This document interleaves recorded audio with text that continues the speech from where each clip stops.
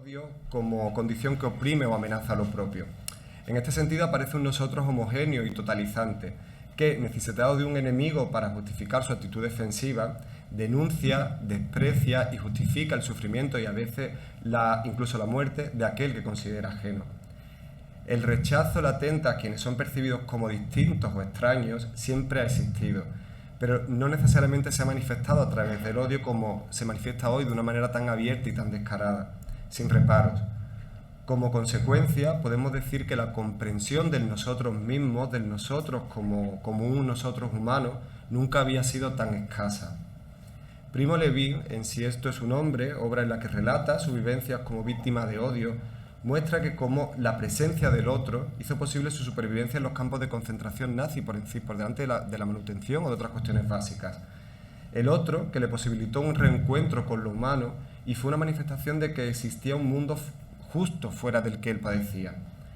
El ser humano no aplasta, regala un horizonte en ese encuentro. Si aplasta, ya no se trata de un ser humano, es otra cosa. Es una degeneración tiránica. En esta segunda hipótesis es en la que se suelen mover los discursos de odio. La deliberada ambivalencia con la que se muestran hechos y opiniones hoy día y la consecuente confusión con la que se reciben, un hecho que ha sido potenciado por la aparición de Internet y las redes sociales, la comunicación digital, la cultura del simulacro, podríamos llamar, ha contribuido a dar una dimensión de este odio hasta hoy desconocida. Las personas pueden equivocarse, pero creemos que las sociedades también se equivocan. Hoy el odio forma parte del discurso político y muchos partidos lo usan sin sonrojarse. A muchas personas nos alarma y nos preocupa este hecho. No acabamos de entender el éxito público que tienen discursos como los de partidos políticos como Vox en relación a los menores extranjeros no acompañados. Muchas veces en este debate se dice que el odio es un sentimiento natural, tan natural como el aprecio, y se defiende al derecho a odiar, máxime en sociedades tan culturalmente complejas como las que vivimos. Pero el odio del que hablamos hoy, del que queremos hablar, no es individual ni fortuito, no es una emoción básica. Es colectivo y responde a una ideología. No se manifiesta de pronto, sino que se cultiva, se fabrica y acaba generando un clima de fanatismo. Por ello, observar el odio y las estructuras que lo hacen posible significa visibilizar el contexto en el que se produce. Es importante describir el proceso exacto por el que se activa el odio, ya que ello entraña la posibilidad de interrumpirlo y debilitarlo. Y las ponencias de hoy creemos que comparten ese objetivo. El debate en torno a los discursos de odio y los delitos de odio es complejo porque a veces se mezcla con otros factores y otros aspectos. El aspecto más repetido en este debate suele ser de la libertad de expresión, pero también temas como la tolerancia, las fake news, el honor, la blasfemia. Pero este asunto, cómo otros aspectos se vertebran en el debate del odio, lo queremos dejar para otra mesa, para otro momento. Determinadas formas de odio competen a la Fiscalía y a la Policía. Sin embargo, las distintas formas de discriminación, las pequeñas implacables estrategias de exclusión que se manifiestan en gestos del que somos partícipes en nuestro día a día, son responsabilidad de toda la sociedad. Sobre esta llamada a la responsabilidad social, comunitaria, son de un gran valor tanto los estudios de Por Causa como del Centro Reina Sofía y la FA. Hechos como las figuras de delitos de odio, la creación de unas redes fiscales especializadas, las unidades policiales específicas o las orientaciones para los medios de comunicación para no difundir estos discursos en sus soportes y formatos, nos hablan de la creciente preocupación que provoca este tema, de su extensión y de algunas medidas que se han puesto en marcha para detenerlo. Sin embargo, como indican los informes anuales sobre delitos de odio del Ministerio de Interior, del Gobierno de España, desde 2013 estos no han dejado de aumentar. En el primer año, 2013, se registraron por parte de los cuerpos policiales 1.172 delitos de odio y en el último, registrado en 2019, el total de delitos de odio ascendía a 1.706, de los cuales más de 204 se cometieron en el entorno virtual. Estos datos aparecen ampliados, y os lanzo por si tenéis curiosidad, la posibilidad de preguntárselo luego a Asier, porque aparecen bien reflejados en el informe del Centro Reina Sofía y la FA. El debate de los delitos de odio no es nuevo. Sin embargo, desde finales de la Segunda Guerra Mundial y tras la firma de los acuerdos en relación a los derechos humanos, nunca antes había cobrado tanta fuerza y de una manera tan global. Los discursos de odio proliferan en todo el mundo. En los partidos políticos de derecha, populistas y fundamentalistas cristianas, en Europa y América Latina, en el Afganistán de los talibanes, en la doctrina salafista y el wahabismo, o en el hinduismo excluyente en la India o el budismo fundamentalista.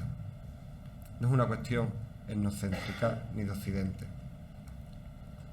Nosotros queremos centrarnos no tanto en el análisis de estos discursos de odio que acabo de citar, sino en cómo podemos contrarrestarlos y cómo podemos empequeñecer los espacios de receptividad de los mismos, los espacios en los que convivimos nosotros cada día. Necesitamos preguntarnos de manera crítica si lo que hacemos da resultados deseados, si necesitamos salir de esa situación de confort en la que a veces nos encontramos, en la manera de reaccionar ante esos discursos. Josep María Esquirol, con su filosofía de la proximidad, nos plantea un par de cuestiones que nos parecen interesantes recuperar al calor de este debate. En primer lugar, que hoy en nuestro mundo necesitamos de una reflexión de la vida que intensifique la vida y de una reflexión del mal y del odio que nos ayude a combatirlos. En segundo lugar, Esquirol nos habla de la necesidad de clarificar el sentido de lo humano en la diferencia. Sí, pero no es la diferencia entendida como disociación o contraposición, como hacen los discursos de odio, sino en dar cuenta de ella para articular una unión, estableciendo que en esa diversidad está la esencia, el radical humano. Compartimos con las personas que nos acompañan hoy estas perspectivas y de esto último que acabo de citar, el informe de Por Causa nos da muchísimas claves. El informe de Por Causa, nuevas narrativas migratorias para reemplazar el discurso del odio, nos parece muy sugerente y nos animamos a convertirlo en casi una lectura obligatoria. En Por Causa parten de la constatación de que es muy difícil acabar con los delitos de odio y con lo que hasta ahora se ha hecho para combatirlos no ha dado resultados. El discurso de los derechos humanos no ha funcionado y por ello plantean una nueva narrativa que sustituye esos discursos. Por otro lado, contamos con Asier Amezaga, uno de los autores del informe Romper cadenas de odio, tejer redes de apoyo, los y las jóvenes ante los discursos de odio en la red. Esta temática ha sido poco trabajada, la relación entre jóvenes, discursos de odio y los entornos virtuales, y por tanto carecemos de datos y evidencias en este sentido, y el informe que ellos aportan nos parece fundamental como un primer paso muy positivo.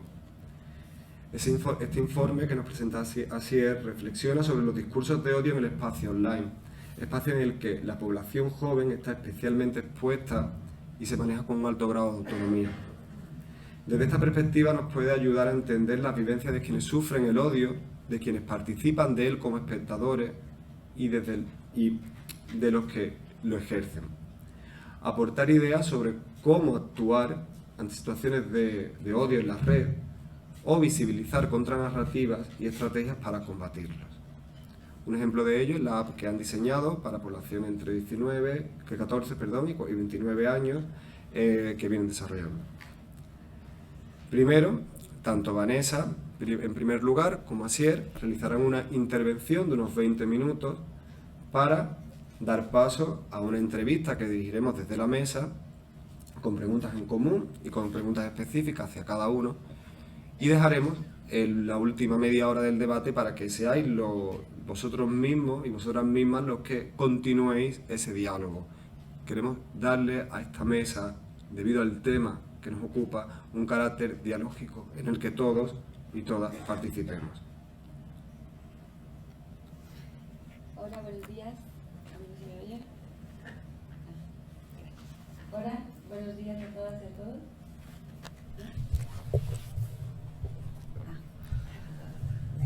Bueno, Bueno, muchas gracias sobre todo por invitarme a estar aquí, porque bueno, desde Fundación Por Causa nos encanta poder compartir estos momentos con la gente y estamos muy contentas de que se vuelvan a hacer cosas presenciales para que nos inviten.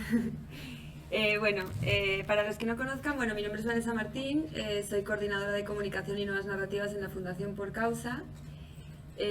Para los que no conozcan, Fundación Por Causa es una fundación de investigación y periodismo en tema de migraciones. Somos sobre todo expertas en comunicación y bueno, la línea de nuevas narrativas venimos trabajándola desde 2016, cuando empezamos a darnos cuenta de que estos discursos de odio de los que hablábamos estaban tomando mucha fuerza. Entonces desde ahí venimos trabajando, vamos a publicar el próximo mes nuestro último informe en esta línea que se llama Narrativas del Amor. Por eso yo hoy pretendo hablar más tiempo de amor que de odio, aunque la mesa haya de discursos del odio. Para nosotras amor es todo lo que construye y dentro del marco de las nuevas narrativas creemos que tenemos que crear nuestro propio espacio del que hablar y ese espacio tiene que estar basado en el amor. Entonces, bueno, para hacer una pequeña introducción, nosotros, como os decía, hemos hecho 3 informes. En 2019 publicamos las 7 reglas para crear nuevas narrativas, que ahora os contaré más adelante. En febrero de 2020 sacamos las nuevas narrativas migratorias para reemplazar los discursos del odio y este año en diciembre vamos a publicar las narrativas del amor, de la solidaridad al procomún, porque justamente este paso es el que creemos que como sociedad estamos en el momento perfecto para darlo. Para que nos hagamos una idea y un poco para dar contexto a estos discursos de odio y de dónde vienen, nosotros siempre usamos este cronograma. Es muy importante entender en qué momento estamos como sociedad, ¿no? Cómo nos sentimos y por qué estos discursos llegan a calar tanto. Entonces, bueno, para nosotros, no voy a repasarlo todo porque es un montón, pero bueno, en 2001, con los atentados del 11 de septiembre, somos una sociedad que siempre ha vivido, o sea, hay varios momentos en los que vivimos con miedo a ciertas cosas, pero los atentados del 9 de septiembre son un momento clave en el que ese miedo se mete en nuestras vidas y es una amenaza personal a cada uno de nosotros, ¿no? El terrorismo se convierte en una amenaza muy real para todos nosotros y nosotras, y eso justifica un montón de medidas y de cosas que se empiezan a emprender desde ese momento. Luego, bueno, en 2016, desde 2008, perdemos también además la seguridad económica y esa seguridad que nos suponían nuestros estados de bienestar la vemos muy amenazada.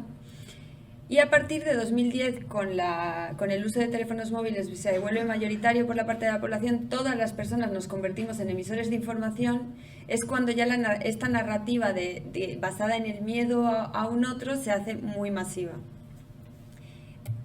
Que es muy importante a la hora de pensar qué pasa con los discursos de odio y dónde se encuentran. Nosotros nos dimos cuenta analizamos muchas encuestas, ¿no? Hay una encuesta de Metroscopia que hablaba de que el 85% de los españoles veían la migración como algo positivo. Sin embargo, nosotros trabajamos en una encuesta de asociación implícita que se llama IAT, está en nuestra página por si alguien la quiere hacer, es súper interesante, pero bueno, es una encuesta en la que se hacen asociación de términos. No son preguntas directas, van directamente al subconsciente. Y en esa misma encuesta nos dimos cuenta que el 85% de los españoles asociaban migración con algo negativo. Esto tiene mucho que ver con las imágenes que nos llegan, con los estereotipos que tenemos creados. No es lo mismo una respuesta consciente a una pregunta que obviamente no vamos a estar en contra de la migración, pero luego la relación que hacemos entre términos, la terminología que se usa en torno a los procesos migratorios está muy relacionada con eso. O sea, términos como crisis, avalancha, están constantemente en los medios de comunicación asociados a estos procesos migratorios y eso por repetición entra en nuestro subconsciente. Por esto es importante conocer las audiencias, ¿no? Y cómo nos encontramos en este momento con las audiencias. Nosotros en la Fundación Por Causa hablamos de lovers, haters y ambivalentes. Los lovers serían aquellas personas que nos siguen y siempre nos van a seguir, que creen en nuestro discurso y que nos apoyan. Los opositores o haters son aquellos que piensan completamente diferente a nosotros y que por esa razón probablemente nunca vamos a llegar a convencerles o a alcanzarles con nuestro discurso. Y los indecisos ambivalentes, que son la mayor parte de la población. Nosotros creemos que esos ambivalentes son nuestro principal objetivo como audiencia, porque son aquellas personas que no tienen un discurso cerrado, pero que dependiendo del contexto social y económico en el que se encuentren y sobre todo de la información que les llegue, pueden convertirse en lovers o convertirse en haters. ¿Qué ha pasado después de la crisis de la pandemia COVID-19? Que hay lovers que se han vuelto ambivalentes y hay muchos indecisos que se han vuelto haters, es decir, hemos perdido audiencias. ¿Qué pasa en esta situación? O sea, la COVID ha venido con una situación en la que ya veníamos arrastrando ese miedo y además ahora la gente está triste y se siente sola. O sea, nos han sometido a una presión súper fuerte para cumplir unas normas, sentirnos culpables porque podemos ser una posible amenaza para nuestros familiares y la gente que queremos.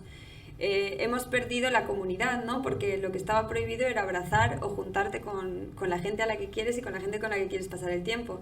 Entonces la situación se ha puesto mucho más límite, el miedo se ha agudizado más todavía, pero además está acompañado de tristeza y de soledad. Que es un poco lo que pone esta, que me salta la diapositiva. Entonces estamos en ese momento de post-COVID, ¿vale? En el que el individualismo ha tomado un montón de importancia y por eso los discursos de odio en estos momentos es el caldo de cultivo perfecto para que se den. ¿Por qué? Porque cuando tú te unes colectivamente con la gente, puede ser a través de la violencia, que es lo que pasa con este tipo de movimientos, ¿no? Tú te unes al resto, tú necesitas de tu comunidad y te unes al resto con un sentimiento de odio a un tercero. O te puedes unir en el amor y la fraternidad, en el sentido del amor como todo lo que construye, que es lo que os he dicho al principio. Nosotros cuando empezamos a trabajar en narrativas del amor hubo ciertas resistencias al término porque yo entiendo que en un principio puede resultar un poco hippie o que lo hacemos mucha referencia al amor, pues al amor romántico o cuestiones un poco más, o sea, no se toma tan en serio. Pero para nosotros el amor es todo lo que construye, incluye toda esa terminología que construye. El amor es fraternidad, el amor es comunidad, el amor es acompañamiento, el amor es cuidado. El amor son todas esas cosas que necesitamos y que nos construyen como personas y que forman parte. Nosotros somos el resto y el resto es nosotras. O sea, no podemos separarnos de nuestra comunidad. El ser humano es un ser gregario por naturaleza y no, por mucho que nos hayan metido mucho el discurso del individualismo y de hazte a ti mismo y llega muy lejos, ahora justamente después de la pandemia nos hemos dado, o sea, es muy evidente que ese discurso no funciona. Porque ahora estamos viviendo una pandemia de tristeza. O sea, hay estudios en los que han aumentado el uso de pastillas para dormir, para enfermedades psicológicas. O sea, somos una sociedad ahora enferma en ese sentido. Por eso se empieza a hablar de salud mental y de cosas que hasta ahora habíamos intentado como guardar en un cajón, pero guardar en un cajón las cosas al final no funciona. Entonces, ¿qué es lo que necesitan estas audiencias de las que estamos hablando? Las audiencias necesitan volver a creer en que el ser humano es un ser excepcional, que como hablaba antes con Dani, que somos seres maravillosos, somos seres acogedores, que necesitamos del otro, que no nos creamos lo de ese tema de la culpa y la compasión, que al final han impregnado un poco como el tema, nosotros que trabajamos en temas de comunicación, perdón porque yo siempre hago un poco más referencia al tema comunicativo porque es nuestra expertise, luego Asier hablará más en concreto. Entonces a la hora de hacer campañas siempre se nos ha como culpado un poco de las cosas que pasaban, ¿no? Entonces el ser humano ahora nos encontramos todas en una situación en la que ya no podemos con más, tenemos un montón de problemas y es muy difícil encima de eso hacerte cargo de lo que le está pasando encima a un tercero. Entonces, bueno, necesitamos sentirnos útiles, necesitamos volver a creer en que somos maravillosos y que podemos hacer un montón de cosas maravillosas juntas. Entonces, ahora os voy a enseñar algunos ejemplos de campañas que justamente iban en el sentido de que os hablaba de la culpa, ¿no? Un poco en qué vas a hacer con nosotros, no hay futuro, o sea, como un poco culpabilizando la narrativa en el ámbito humanitario que se ha venido usando desde los 80, esta narrativa que hablábamos de los derechos humanos, que obviamente nosotras apoyamos la defensa de los derechos humanos por encima de todo, pero a la hora del discurso es un discurso que no ha llegado del que no hemos obtenido los resultados que esperábamos. Entonces, campañas de este tipo que nos culpabilizan individualmente, como individuos, nos hace sentir mal, nos hace sentir todavía peor de lo que nos sentíamos y no emocionamos, no conseguimos emocionar a la gente. Entonces, ¿cómo generamos nuevas narrativas para alejarnos de estos discursos? Bueno, nosotros partimos nosotros tenemos 7 mantras de las migraciones, como lo llamamos en Por Causa, que son como 7 verdades que, aunque parecen muy evidentes, inconscientemente no están tan claras. O sea, hay gente a la que le sorprenden un montón. Las migraciones son un fenómeno histórico y no reciente. O sea, el movimiento en el ser humano se ha dado desde que el ser humano existe. Las migraciones son constantes y no crecientes, se han mantenido a lo largo de la historia en torno a un 3 y un 4%. Obviamente el número de seres humanos es mucho mayor ahora, pero el porcentaje de población que se mueve sigue siendo el mismo, más o menos. Las migraciones son un fenómeno masivo en cercanía, es decir, las personas migran primero a un lugar que tienen más cerca. O sea, las migraciones entre países o entre continentes son las que menos se dan. Normalmente la gente que migra suele quedarse lo más cerca que puede de su lugar de origen y casi siempre volvemos al lugar de origen de donde nos fuimos. Hay tantas razones para migrar como personas existen. Yo hace unos años hice una campaña muy bonita en la que se llamaba Las emociones son humanas, migrar también. Y entonces escogimos a un montón de personas que decían una emoción que les había hecho migrar, porque bueno, las emociones son universales y al final todos los que hemos migrado ha sido por esas razones que nos han movido al final a tomar la decisión, ¿no? Ya puede ser por amor, por miedo, por vergüenza, había un montón y es súper linda. Bueno, luego os puedo pasar links para que veáis cosas. A mí interrumpirme cuando queráis, A mí me encanta como que haya como esa retroalimentación y a mí me gustaría también escucharos a vosotras luego lo que pensáis. Por otro lado, los migrantes y las migrantes participan positivamente en la economía y la creación de riqueza, es decir, la mayor parte de los países están construidos en base a migración que ha venido a trabajar. A veces pensamos que, bueno, hay esta idea que las personas migrantes vienen a quitarnos el trabajo o a nuestras mujeres, o estos comentarios a veces que escuchamos demasiado. Y en realidad las personas migrantes cuando vienen, la tarta no es siempre del mismo tamaño. Cuando los migrantes llegan de fuera, la tarta crece, entonces todos y todas salimos ganando. A día de hoy hay mucha más securitización que nunca en la historia de la humanidad, pero también mayor sensación de miedo respecto a los procesos migratorios. Una de nuestras líneas de trabajo en la Fundación Por Causa se llama Industria del Control Migratorio.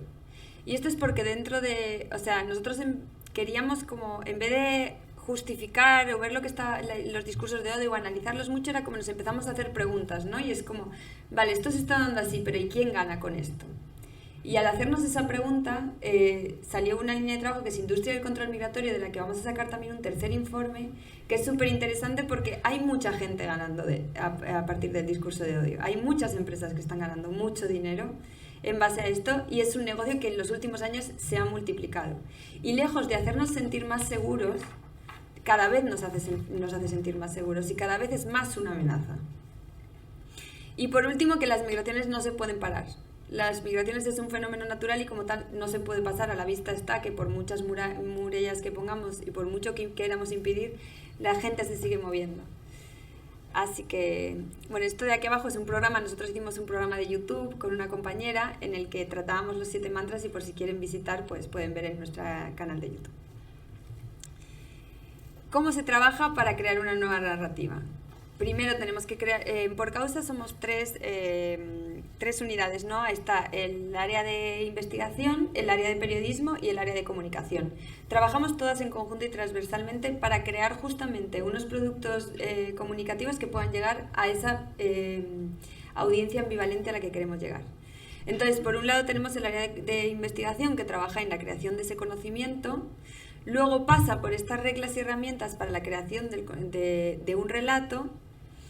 Hemos creado unas metáforas o arquetipos que pueden ser como el marco para crear este tipo de nuevos relatos. Y por último, ya se crean productos comunicativos para audiencias específicas, porque bueno, dentro de los ambivalentes esa división de audiencias es muy general. Luego pues están las personas jóvenes como que luego se puede ir cuanto más concretes tu audiencia cuando estás lanzando un mensaje, más productivo va a ser. Entonces, ¿cuáles son las bases para crear una nueva narrativa? Nosotros tenemos 3 reglas y 4 herramientas, ¿vale? Las 3 reglas que ya son como, o sea, yo me las tengo que repetir cada vez que hago algo en mi trabajo, pasan por mi cabeza en algún momento, es parecen muy sencillas, pero luego a la hora de ponerlas en práctica es muy complicado. Primero, evitar mensajes reactivos. Bueno, respondemos todo el rato a un marco que nos están creando, sobre todo en el tema de los discursos del odio y lo que hablábamos antes de ciertos partidos de ultraderecha que además ahora tienen, claro, están en el Congreso, o sea, tienen un altavoz muy grande, llegan a mucha gente. La respuesta, o sea, lo primero que nos sale muchas veces y sobre todo es su estrategia, que eso lo tenemos que tener muy claro, es una estrategia comunicativa, o sea, está muy pensado, no es nada aleatorio, es que de repente surgen mensajes que son completamente absurdos, irracionales, que no te puede entrar en la cabeza que alguien de repente lance eso, alguien con un puesto de responsabilidad además, y tendemos todos a responder. Y claro, eso amplifica el mensaje. O sea, y además ante discursos absurdos tampoco hay mucha respuesta o mucha réplica. Y además cuando la respuesta por otra parte es no me lo creo, porque muchas veces tú puedes darle un montón de argumentos y de datos y la respuesta que hay del otro lado es no me lo creo. Y ya se acabó el debate. No hay debate posible. Esto pasó, por ejemplo, en la campaña de la Comunidad de Madrid en las elecciones, cuando un partido del que no voy a hablar porque no me gusta nombrarlo, puso un solo cartel en la Puerta del Sol, un solo cartel que viralizó al momento. Todas las personas, hasta las que con la mejor intención le hicieron una promoción, se comieron básicamente se comieron la campaña de las elecciones. O sea, no necesitaron poner más que un solo cartel y que durara un solo día. Entonces, como que esto lo tenemos que pensar y respirar a veces antes de reaccionar, que es muy complicado, que hay veces que es muy difícil, pero hay que tratar de hacerlo así. El nosotros y el ellos. No diferenciar entre nosotras y ellas. Estamos siempre un poco, o sea, todos los discursos, incluso los que trabajamos desde las organizaciones, hablan de un otro. Ese discurso de la otredad, aunque a veces sea con buena intención e intentemos hacer las cosas bien, crea una distancia que precisamente en nuestro nuevo informe que se llama Las narrativas del amor, como os contaba, hay una investigación de la narrativa que se ha utilizado desde los 80 hasta los 2000 y la narrativa mayoritaria es la narrativa que nosotros llamamos humanitaria, que es la de un asistencialista, en la que se crea una otredad que es peligrosa porque en esa otredad es donde luego, en momentos muy concretos, entran los discursos de odio. Los discursos de odio, en este estudio que se ha hecho, no son mayoritarios, aparecen en momentos muy puntuales y con objetivos muy puntuales que normalmente son objetivos políticos. Para aprobar una ley, porque hay una determinada medida que se quiere tomar y hay mucha resistencia, para desviar la atención de otras cosas que puedan estar pasando. Entonces se dan momentos muy puntuales, pero el discurso mayoritario es el discurso humanitario, que es ese discurso de la otredad que crea una distancia en la que dificulta cada vez más la empatía. Y esa distancia luego da lugar a los discursos de odio. Sentimientos sobre datos. ¿Esto qué quiere decir? Que lo que os decía antes, tú puedes dar un montón de datos y si la persona que está delante de ti te dice no me lo creo, se acabó el discurso. Por eso ponemos ahí efecto Ana Rosa Quintana. Hay una compañera periodista hizo una investigación hizo una investigación con un montón de datos sobre migración y tal, y entonces se lo dijo en un programa y ella dijo, pues yo no me lo creo. Y se acabó. Y una investigación que una compañera hizo durante 2 años acabó en eso. Yo no me lo creo. Entonces, a esto lo llamamos el efecto Ana Rosa Quintana. Entonces, los datos no contrarrestan la percepción, precisamente por lo que hablábamos antes de que esa percepción está muy en el subconsciente. Entonces hay que atravesar, las emociones tienen la capacidad de atravesar esa barrera y entrar en ese subconsciente, que es donde tenemos que trabajar un montón. Entonces, ¿cuáles son las 4 herramientas para poder sustituir esta narrativa, ¿no? Cambiar el marco, crear nuestro propio marco, hablar de lo que nosotros realmente queremos hablar y de lo que nos interesa? Pues esta narrativa debe ser sustitutiva, como decíamos antes, no hay que responder al marco todo el rato, sino hay que crear un nuevo marco. Por eso, por ejemplo, el ejemplo más claro, narrativas del amor. Ya no vamos a hablar más de odio, ahora vamos a hablar de amor, que es lo que nosotros queremos hablar y qué es de lo que queremos que la gente hable. El enfoque debe de ser local. ¿Por qué? No es lo mismo hablar de tu vecino o de tu sobrina o de una persona que tienes cerca, que conoces personalmente y con la que empatizas. Esto, por ejemplo, yo coordino un proyecto sobre promoción de acogida a menores que llegan solos a España, a niños y niñas. Y claro, la acogida en familia cambia por completo la narrativa alrededor de estos jóvenes. O sea, estos jóvenes han sido llamados como con unas siglas que despersonalizan por completo a niños y a niñas. Y cuando están en una familia ya son ser el hijo de, el vecino de, cambia por completo la narrativa con la que tú te enfrentas, con la que tú te piensas y piensas a esas personas y a esas niñas. La percepción es subconsciente, esto es importante, y el efecto Coca-Cola es, necesitamos productos atractivos. No se nos puede olvidar que aunque obviamente nuestra intención, nuestro objetivo tiene un fin social y tiene un fin de cambiar el mundo, no se nos puede olvidar que tiene que ser atractivo, porque si no nuestras audiencias no nos van a escuchar. Hay un montón de conocimiento, hay un montón de campañas, hay un montón de imágenes, estamos saturados de recibir información. Entonces necesitamos plantear algo diferente, necesitamos plantear algo de una manera que sea atractiva, que la gente quiera consumir, como quiere consumir la Coca-Cola.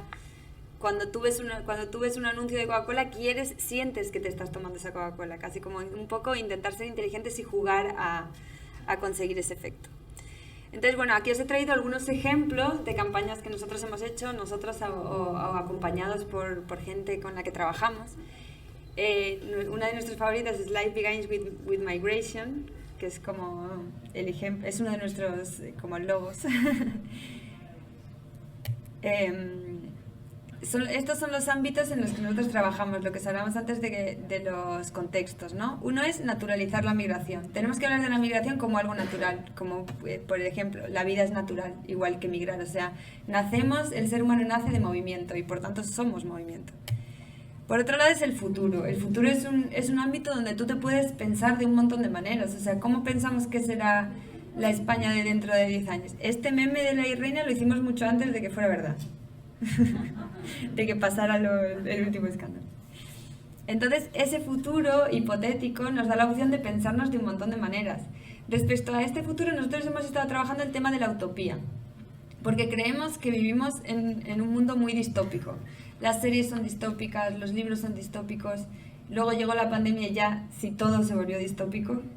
Entonces, yo por ejemplo, que algunas veces también he ido a hacer talleres con jóvenes en los colegios, les decía como, bueno, pensar en la utopía. Y nos cuesta muchísimo pensar en la utopía. Es muy fácil para nosotras pensar en un montón de distopías, pero muy difícil pensar en una utopía. O sea, hay gente que le pregunta si te dice que se cumplan los derechos humanos y es como, eso no es una utopía. No es una utopía, debería ser una realidad. Y por último, la riqueza cultural. A nosotros nos encanta el tema de la comida y siempre lo usamos, pero es que es un ejemplo muy visual y muy claro de cómo somos parte de la diversidad. O sea, nuestra tortilla de patata, que está hecha de patata del Perú, de huevo de la India y de cebolla de Asia. O sea, todo lo que comemos es una mezcla de cosas que han venido de diferentes partes del mundo, pero lo mismo que lo son nuestros barrios, aunque a veces no queramos verlo, o hay gente que no quiera verlo, como lo es nuestra vida, como lo somos nosotros mismos.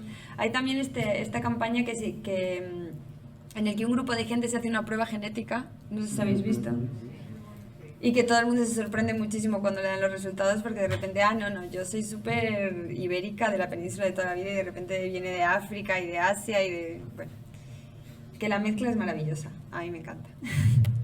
Luego otro ejemplo es un blog que nosotras desde la Fundación Por Causa tenemos se llama Con M de Migraciones, es un blog del diario Público, donde todos los artículos que publicamos giran en torno a las nuevas narrativas, o sea, están atravesados por ellas. Y bueno, algunos de nuestros hits son los romanos no eran blancos, porque no eran blancos, aunque las estatuas lo sean. Bueno, el de Farrokh y Freddie Mercury, que es un poco como la historia de Freddie Mercury, que era de origen indio y un poco como todo. Bueno, son súper interesantes. Si queréis pasar a ver, hay un montón de artículos súper interesantes. Ser mayor de edad es una mierda, Antonio Banderas ya no es blanco, los titulares se nos dan bien.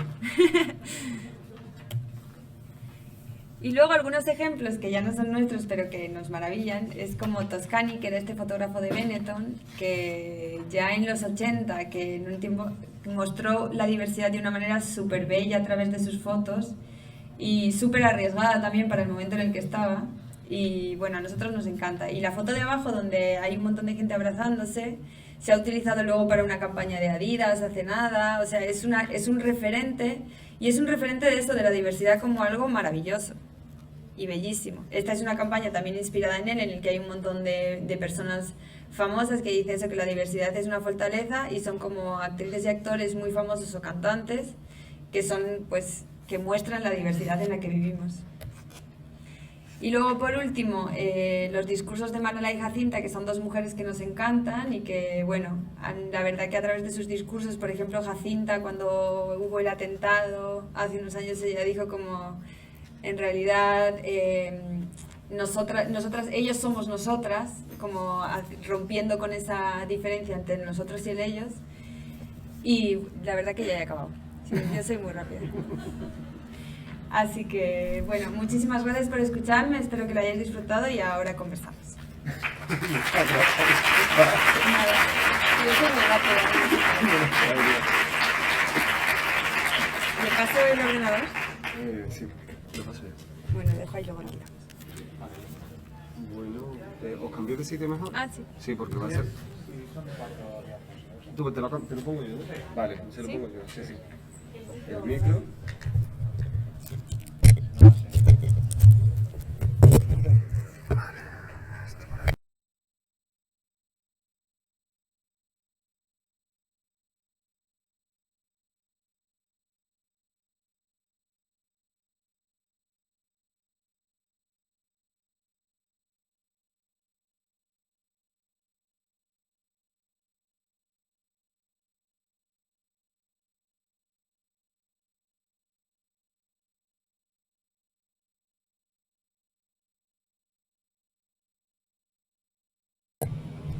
Ahora sí.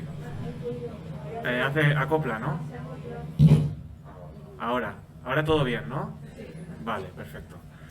Si ya esto fluye, pues eso, que decía que me hace mucha ilusión estar aquí porque, bueno, recuerdo los jovencuentos que estuve hace años aquí o en Pilas y en Pilas era, ¿no? Sí. Y yo recuerdo entonces pues ahí tuve conocimiento de la campaña de Buenos Tratos, por ejemplo, ¿no? Que para mí fue como, bueno, no sé, como que me introdujo mucho pues, en el feminismo, desde luego. Lo que empecé a aprender ahí un poco fue muy clave y me pone muy contento verlo también y ver que ahora estáis también trabajando el tema de los discursos de odio, ¿no? Entonces fue pionero, yo creo que la campaña de Buenos Tratos, ¿no? Hoy en día, bueno, ya digamos que son cosas que se han generalizado un poquito más, ¿no? Pero bueno, como hay algo como de estar ahí, de proponiendo, y en ese sentido, bueno, pues el asunto que nos trae hoy aquí, pues yo creo que puede ser uno de esos temas, ¿no? Que seguramente va a tener recorrido y que es importante, es fundamental ir como posicionándose o ir como planteando cosas, ¿no? Lo que voy a presentaros hoy son como algunas reflexiones a partir del estudio que ha comentado Dani.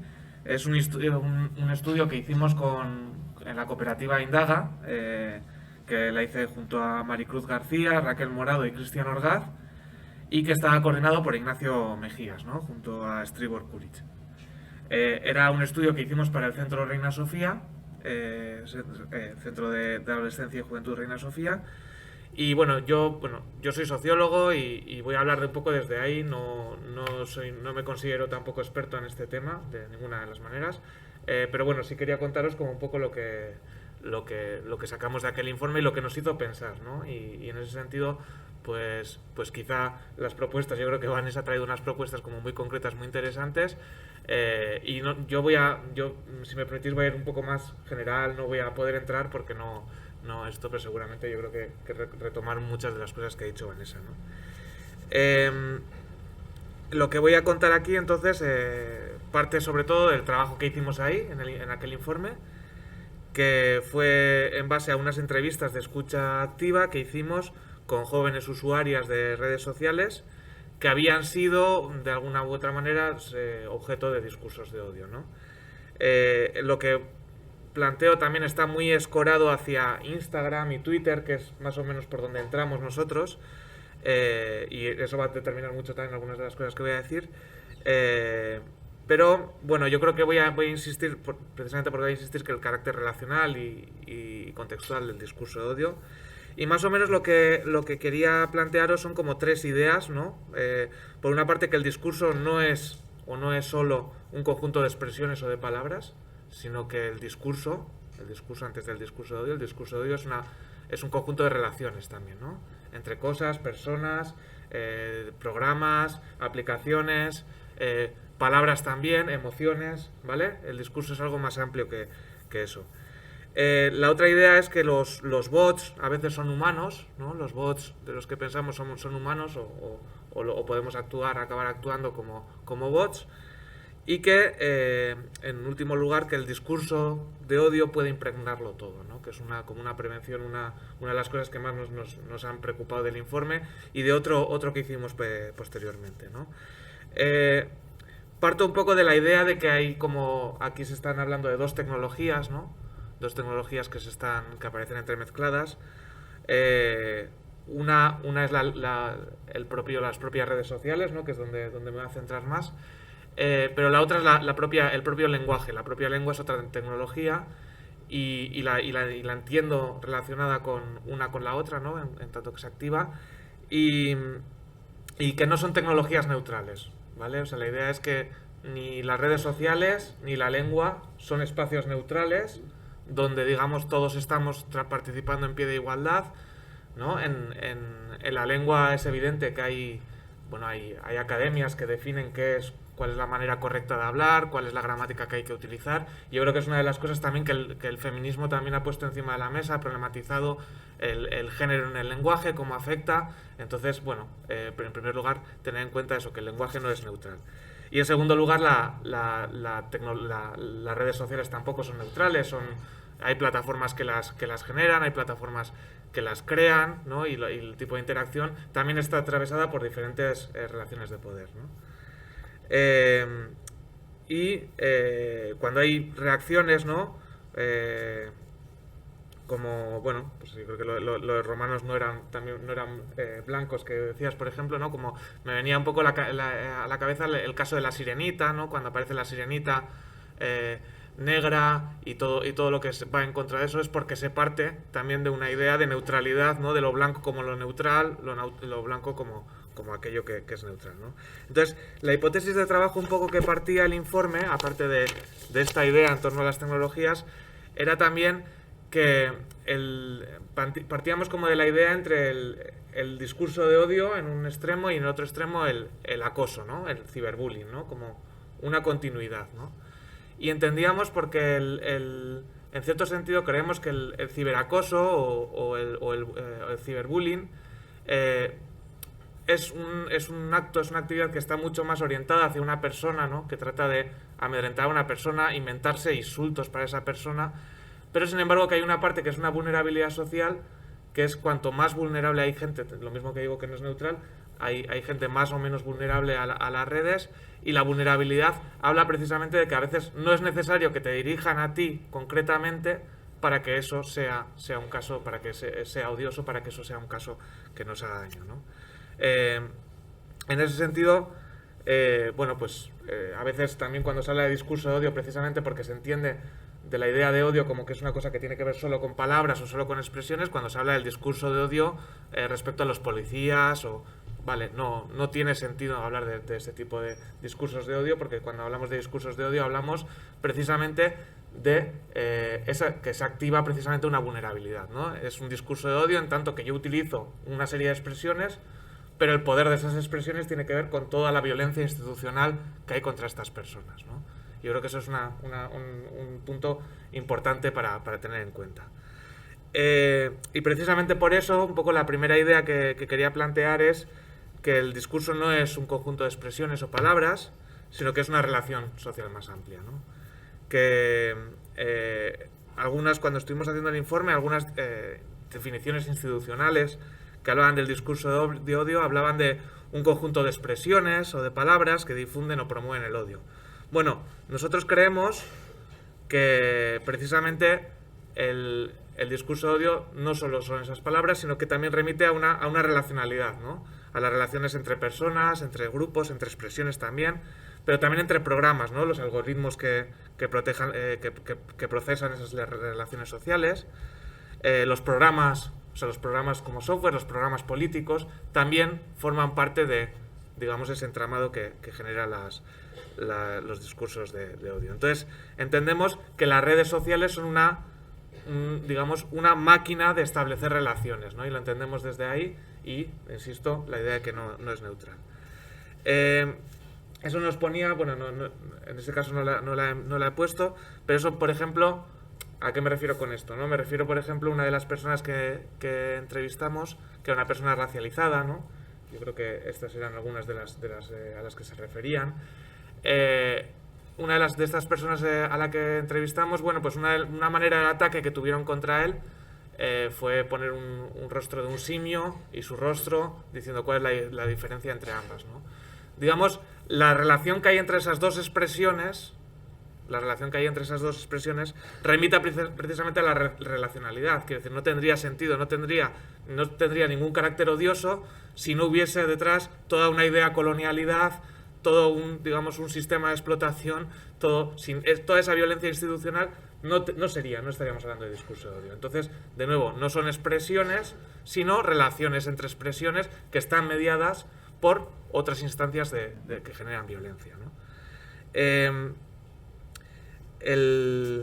ese sentido, cuando hablamos, y una de las cosas también cuando estuvimos con el informe, cuando hablamos, y creo que Vanessa también has comentado eso, ¿no? Cuando tratamos de establecer de manera automatizada cómo identificar el discurso de odio, pues resulta muy difícil, ¿no?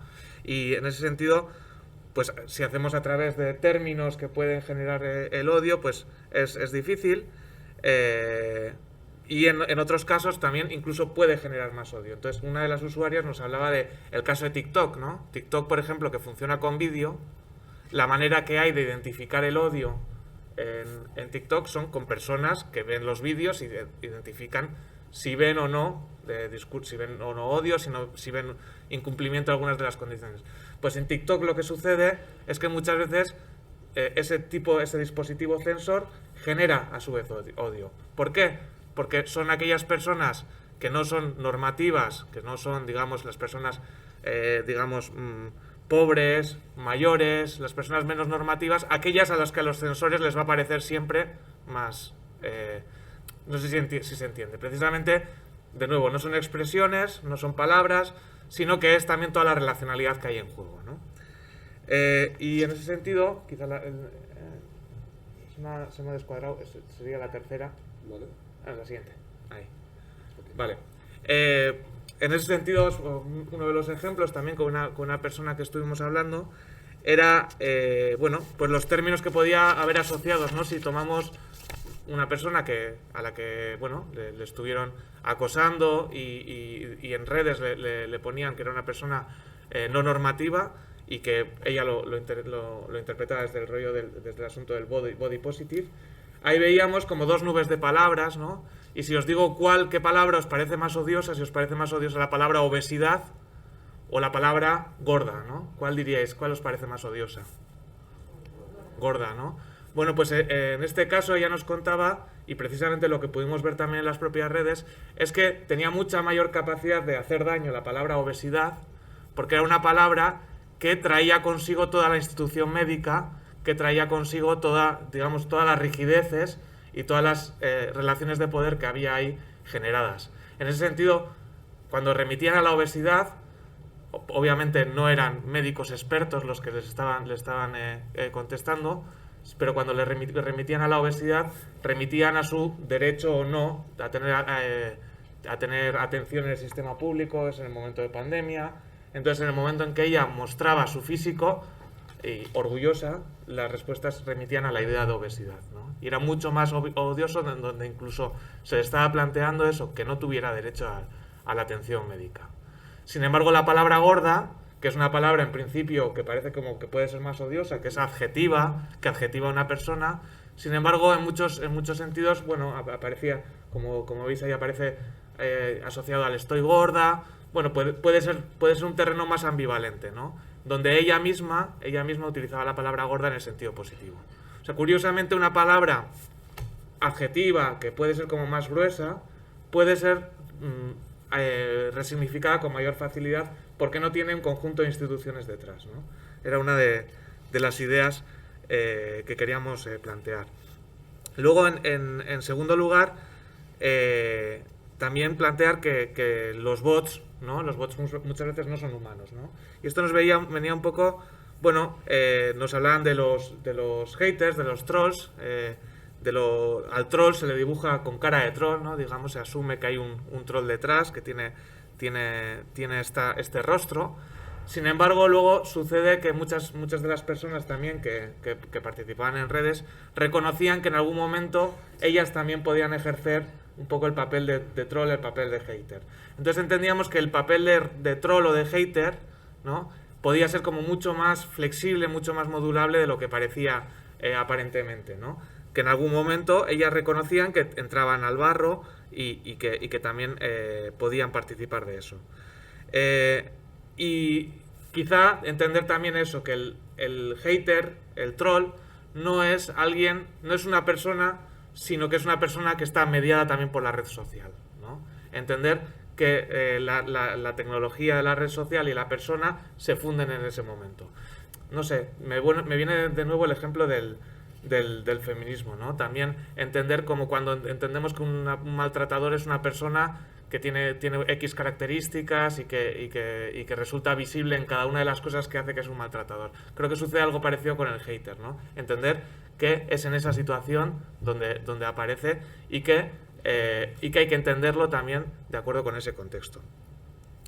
Y ahí, en ese sentido, nos aparecía una cuestión que nos planteaba una de las personas también, era que, bueno, había momentos en los que no sabía muy bien si, cuando recibía estos insultos, este acoso, no sabía muy bien si eran bots los que hacían. ¿Por qué? Porque tenía un carácter muy repetitivo.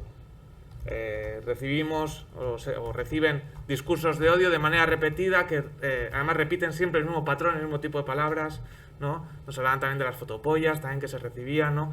Como son ese tipo de que tiene un carácter como repetido, ¿no? Y precisamente la idea del carácter repetido, ¿sí? Es lo que nos habla precisamente de cómo se articulan esas relaciones, ¿no? Son repetidas, los discursos de odio aparecen de manera repetida, son reiterativos porque son estructurales, porque no vienen de la mera emisión de la expresión, sino que estamos repitiendo otras estructuras.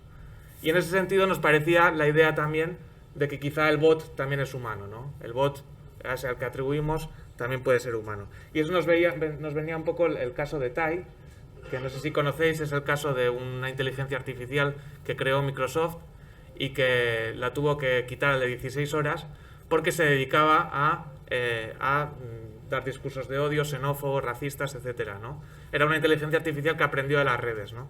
Precisamente lo que nos hacía también para pensar es que quizá la lengua, las redes sociales, también generan esos discursos de odio, ¿no?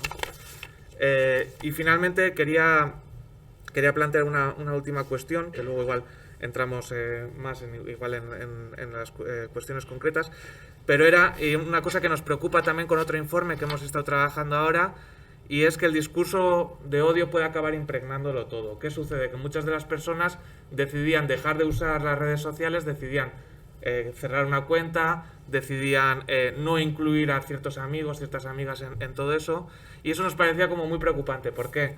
Porque por una parte, si existe como cierto mandato, sobre todo en jóvenes y en adolescentes, si existe como cierto mandato a estar en las redes sociales, a estar mientras está en las redes sociales, y al mismo tiempo, si existe además el miedo, la vulnerabilidad a ser objeto de discurso de odio, a ser juzgado por el otro, lo que eso puede generar, y en algunos casos nosotros sí lo hemos visto en otro estudio, que muchas veces lo que sucede en la vida cotidiana pasa a ser objeto de juicio desde la perspectiva de las redes sociales. Es decir, lo que hago o no, lo que cuelgo o no, todo lo que hago en la vida cotidiana, y si decido colgarlo o no, sucede de acuerdo o lo valoro de acuerdo con lo que sucede en las redes sociales. Y si las redes sociales es un lugar hostil donde van a estar sometidas, digamos, a ese juicio, lo que sucede es muy perverso, y es que lo que sucede en los discursos de odio que suceden en las redes sociales acaban permeando en la vida cotidiana, con lo cual tiene unos objetos, tiene unas consecuencias en términos de jerarquía y de poder que son muy preocupantes, ¿no? Y esas eran un poco las 3 ideas que os quería plantear sobre este tema. Muchas gracias.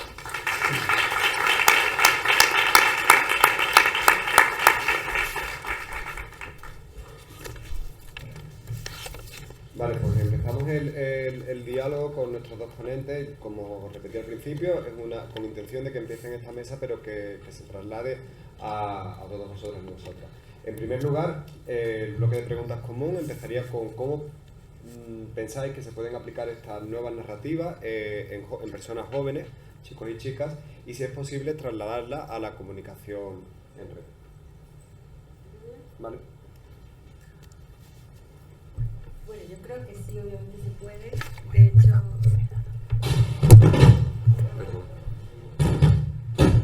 Nada. Bueno, yo creo que sí se puede, y no solamente se puede, sino creo que los jóvenes en muchos casos las tienen mucho más interiorizadas que nosotras como personas adultas, que tenemos más dificultad a veces de deconstruir ciertas cosas.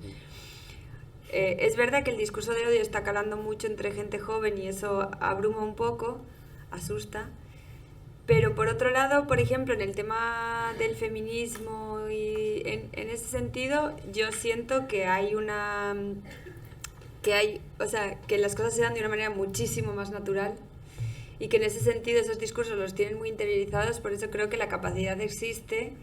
Es verdad que les damos mucho espacio a los discursos de odio y eso, cuando estás en una edad muy joven, es muy fácil de absorber, pero yo creo que si nos comportamos de manera inteligente y si ellos encuentran lo que necesitan en otros lugares, obviamente ellos van a ser los que elijan estar en otros lugares que no sean los lugares del odio, porque les va a hacer sentir mejor. Entonces lo que sí creo es que tenemos que facilitar que se creen espacios y marcos donde donde ellos se sientan acompañados y queridos. Vivimos en un mundo muy adultocéntrico y no les tenemos en cuenta, y eso es importante que empecemos a cambiarlo. Sí, bueno, yo decir también que la idea del amor que has planteado me parece maravillosa como para partir de ahí, ¿no? De trabajar ahí. Yo creo que una manera de hacerlo es trabajar con referentes, ¿no? Trabajar quizá con las personas que estén en redes, muchas veces las propias personas que están en redes y que contestan y que tienen una serie de estrategias como muy interesantes contestar con todo el peligro, ¿no? Que yo creo que es importante lo que has señalado antes de no comprar el marco, ¿no? Y yo creo que se puede trabajar con referentes. Y luego quizá una cosa que también me parecía, yo no sé cómo se puede traducir, pero quizá lo que sucede con el lenguaje inclusivo, ¿no? El lenguaje inclusivo lo que hace es enrarece en cierto sentido el lenguaje, ¿no? Cuando decimos todos, todas y todes, estamos planteando una interrogación en torno a cómo está configurado el lenguaje, ¿no? Planteamos que el lenguaje, bueno, pues no es neutral. Quizás sería interesante también poder ver cómo se puede trabajar eso con jóvenes, hacer de alguna manera de hacerles pensar en la red social como una red que no es neutral, en el sentido en que se puede estar generando ese tipo de situaciones para enrarecerla y para evitar precisamente eso, Vanessa, o sea, que al final sean tan permeables a todo lo que sucede ahí y no lo entiendan de otra manera, ¿no? Porque, perdón, pero una de las cosas también que nos decía una de las entrevistadas era, como veis voy a hablar, son las entrevistadas, las expertas, yo solo hemos ordenado un poquito eso, pero las que realmente saben de lo que se trata es de las personas que entrevistamos, y nos decían, ¿no?, que sucede que en Twitter, por ejemplo, que igual podían recibir el apoyo en forma de likes, ¿no?, de lo que decían, sin embargo, pues precisamente por esa audiencia que has dicho de indiferentes, ¿no?, que son igual los que pueden estar apoyando lo que ha dicho una persona, sin embargo la gente que participa más activamente y lo que te resulta más visible es cuando recibes el comentario de odio, ¿no? Entonces es, digamos, la propia forma de funcionar la red social la que muchas veces determina eso. Vale.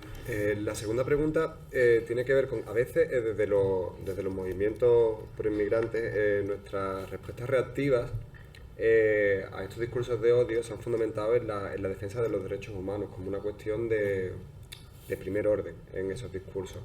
La retórica que proponéis, que apuntáis vosotros en el informe, en vuestras conclusiones, y que está muy presente y que vertebra todo vuestro discurso en Por Causa, parte de una naturalización, en ciertos aspectos, de una retórica más universalista, de apuntar hacia las emociones.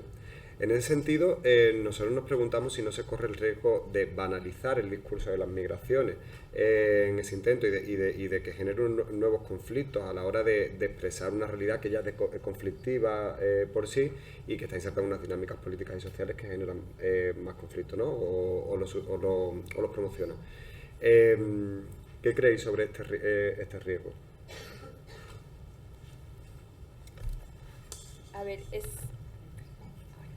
es un riesgo, es un debate que nosotras hemos tenido, obviamente, es un debate que hemos tenido y que nos preocupa porque hay que escuchar mucho. O sea, yo creo que tiene que ver también, o sea, corremos el riesgo, ya lo hemos corrido, porque como hablábamos antes,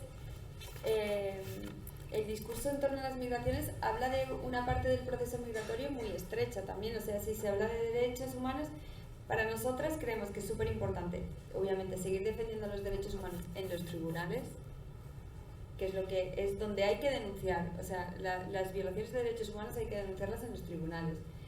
También, o sea, no digo que esté mal denunciarlas, pero como que comunicativamente ya no tienen, o sea, se ha demostrado a lo largo del tiempo que no han tenido el efecto que se esperaba, que la gente no reacciona, que además nos hemos hecho o sea, hemos normalizado tanto que no se cumplan los derechos humanos o que nos hablen de violaciones de derechos humanos que ya ni siquiera nos emociona o no nos causa algo cuando nos lo dicen. Entonces yo creo que es necesario hablar de todo el proceso migratorio y de todos los procesos migratorios. O sea, para mí contar las historias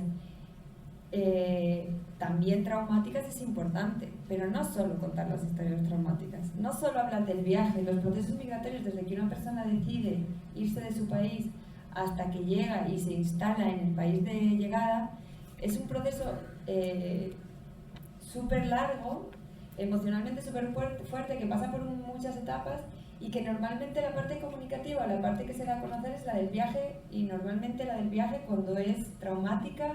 Y como se trata mucho el periodismo de la emoción, ¿no? De acudir a la emoción, esa emoción de pena, que es lo que como que despierta un poco al público, pero si no se trata el proceso por completo, al final te estás quedando en una imagen súper pequeña de algo que es mucho más grande, ¿no?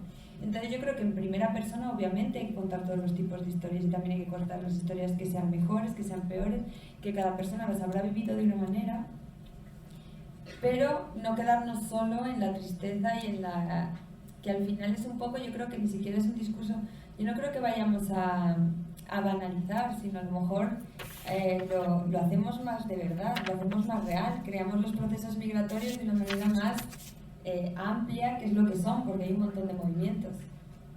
Mira, en relación, y voy a conectar con vosotros, con esto, en relación a esto que planteamos, que planteabas ahora, Vanessa, el trabajo de las emociones surge como una cuestión fundamental a la hora de crear nuevas narrativas. Tú las has puesto, los estás poniendo ahora, los ponías en la exposición como medio de traspasar y de conectar con el subconsciente. En relación con lo que decía Vanessa, en vuestras conclusiones aparece la importancia de los relatos testimoniales. O sea, cómo el relato en primera persona consigue conectar de una manera más directa con las audiencias. ¿Qué retos identificáis? Y aquí sí, por eso conectamos con esto para que contestéis los dos. ¿Qué retos identificáis a la hora de poner en marcha nuevas narrativas que conecten con esas emociones? Porque es un tema que nosotros pues nos genera mucha curiosidad para poder ponerlo también nosotros en práctica. Sí, bueno, yo creo que ahí trabajar también con los que son referentes en las redes, ¿no? Los que son las personas que son referentes y que en primera persona sufren y responden y afrontan en situaciones así, intentar trabajar con ellas. Porque efectivamente yo creo que es que también hay hay una parte de neutralización o de asumir, no sé, tiene que incomodar. Quiero decir que esto al final, tratar esto en términos, tiene que incomodar de alguna manera. Entonces tiene que cuestionar, no sé si en centros educativos, si se hace, tienen que ser cosas que cuestionen y que incomoden a las personas, que en cierto sentido conectar con esas emociones pasa por pasar por el cuerpo también de esas emociones. Y luego en redes sociales, bueno, en redes sociales están esas personas que son referentes con las que se puede trabajar directamente y a las que intentaría de alguna manera, no sé si dar voz porque ya la tienen, sino en cierto sentido establecer una continuidad entre lo que pasa en el entorno online y el offline. Buscar espacios de encuentro donde se pueda establecer esa continuidad, ¿no? Y en ese sentido sí hablábamos como de una especie de educación sentimental con lo tecnológico, ¿no? Que en cierto sentido volver un poco a aprender a usar lo tecnológico y a relacionarse con eso, ¿no? Yo creo que es el colectivo. O sea, yo creo que el sentimiento y la emoción está en lo colectivo, en lo que nos hace sentir parte de algo. O sea, por ejemplo, hablando de los jóvenes, yo creo que Fridays for Future y la figura de Greta y todo lo que pasó es porque se sintieron comprendidos, se sintieron acompañados. O sea, el proceso que ha sufrido y que hemos vivido todas con el feminismo, el sentirte parte de algo, ¿no? Y que hay otras personas que viven lo mismo que tú, que sufren las mismas cosas que tú, y no sentirte sola. Sentirte acompañada te hace fuerte, te hace emocionante, y yo creo que es ese sentimiento colectivo y es esa unión lo que nos va a llevar a crear otra narrativa. El no unirnos para el odio y el unirnos eso para cuidarnos, para sentirnos parte de algo, sentirnos acompañada en todos los procesos. O sea, yo creo que el feminismo, por ejemplo, es un ejemplo claro de éxito colectivo, que pese a que, bueno, obviamente hay resistencias y hay cuestionamientos en algunos aspectos, pero el movimiento feminista nos ha ayudado un montón a todas las mujeres y a los hombres también, a todos como sociedad, a sentirnos comprendidas, entendidas, acompañadas, cuidadas. Y creo que ahí es donde se crea la emoción. Bien, Vanessa, una pregunta dirigida a vosotros y a vosotras. ¿Qué incidencia ha tenido vuestra forma de plantear estas nuevas narrativas en el discurso migratorio, tanto de cara a los medios de comunicación como, bueno, que ya nos has puesto un ejemplo de lo que hacéis en público, qué recepción tiene, si se conocen otras experiencias similares en otros medios de comunicación y, sobre todo, qué nivel de aceptación o qué nivel de aplicación ha tenido en ONG, fundaciones, instituciones, etcétera? Pues a ver, obviamente los cambios sociales son lentos. Nosotras siempre subimos, cuando empezamos a hablar de nuevas narrativas era un camino largo y es como ir trabajando día a día y poquito a poco, pero tenemos muy buenos resultados, sobre todo en el mundo de las ONGs. La gente que ha conocido los informes nos ha llamado, hemos hecho talleres, luego hemos trabajado colaborativamente en proyectos para crear campañas conjuntas. La gente, o sea, como igual que con vosotros, a la gente le gusta mucho, lo entiende. A nosotras nos encanta trabajar en equipo, entonces también ha sido muy fácil y sí hemos visto de 2016 aquí una evolución bastante importante. Luego, respecto a los medios de comunicación, nosotros, aparte de con M de Migraciones, nuestros periodistas colaboran con otros medios en El País, en El Confidencial, o sea, hacemos publicaciones en un montón de lugares, en el New York Times. Entonces, un poco impregnamos todo lo que publicamos de nuevas narrativas y hay artículos que han tenido muy buen seguimiento. Hay un caso clarísimo que se llama Melilla Vice, que es una investigación en profundidad que hizo la Dirección de Investigación de Por Causa, en la que al final el alcalde que estaba envuelto en toda la trama, que era una trama de corrupción pero muy relacionada con temas migratorios en la frontera de una ciudad como Melilla, que obviamente es un lugar súper complejo como contexto, y el alcalde de Melilla acabó saliendo, o sea que se puede, que se logra. Fue una investigación muy potente, el Confidencial nos apoyó un montón. La investigación tiene un tono de nuevas narrativas que es como Melilla Vice, como la película, tiene un rollo muy guay. Y fue muy bien, llegó mucho a la gente y tanto que al final hubo tanta presión social que el alcalde se tuvo que ir. Vale. Asier, pregunta dirigida para ti. Creo que tenía que ver con la reflexión que hacías antes sobre los haters. Las víctimas más vulnerables de de los delitos de odio en la red suelen ser adolescentes que presentan características en cuanto a su periplo migratorio o cuestiones de género, sexualidad. Pero existe y lo planteé en el informe, una distancia entre la actividad, el hecho, y la intención dolosa de ese hecho en estos jóvenes. Me gustaría que nos ampliaras un poco más este hecho. Sí, no, porque yo creo que precisamente una de las cosas como que queríamos incidir era eso, ¿no? Que realmente si entendemos, ¿no? Si entendemos el odio en términos de expresiones, y de hecho es muchas veces, digamos, en los propios discursos de la extrema derecha a veces, ¿no? Si usa la palabra tal, si no he querido decir tal. Si nos centramos como mucho en las expresiones y no entendemos lo que hay detrás, sucede que de manera automática funciona eso. Es decir, por eso iba un poco la idea de los bots humanos, ¿no? En cierto sentido. Cuando naturalizamos y entendemos que las palabras son para todos iguales, que la red social es igual para todos, que todo el mundo tiene el mismo uso, no somos quizá conscientes de que partimos de una posición de privilegio y que es desde el privilegio desde donde hablamos, ¿no? Entonces yo creo que tiene que ver, de nuevo, no sé, está saliendo mucho el feminismo, ¿no? Pero es similar a lo que sucede con el feminismo quizá nos falten palabras para hablar de este fenómeno, ¿no? Pero es algo parecido a los micromachismos y este tipo de prácticas que precisamente por partir de un privilegio y estar movilizando toda una red institucional que es violenta, pasa desapercibida también para el que la está ejerciendo, ¿no? No sé si era un poco... Sí. Vale. Pregunta para vosotros, Vanessa. Proponéis algunos elementos para construir estas nuevas narrativas en relación a los movimientos migratorios. El escapar de la esencialización, apuntar hacia las características de los hechos migratorios como unos hechos universales, la diversidad como fundamento del ser humano, no como la diferencia en el ser humano. ¿Qué otros aspectos deberíamos tener, si los tenéis elaborados, debemos ser conscientes de ellos para establecer ese mapa de ideas, para establecer esas nuevas narrativas?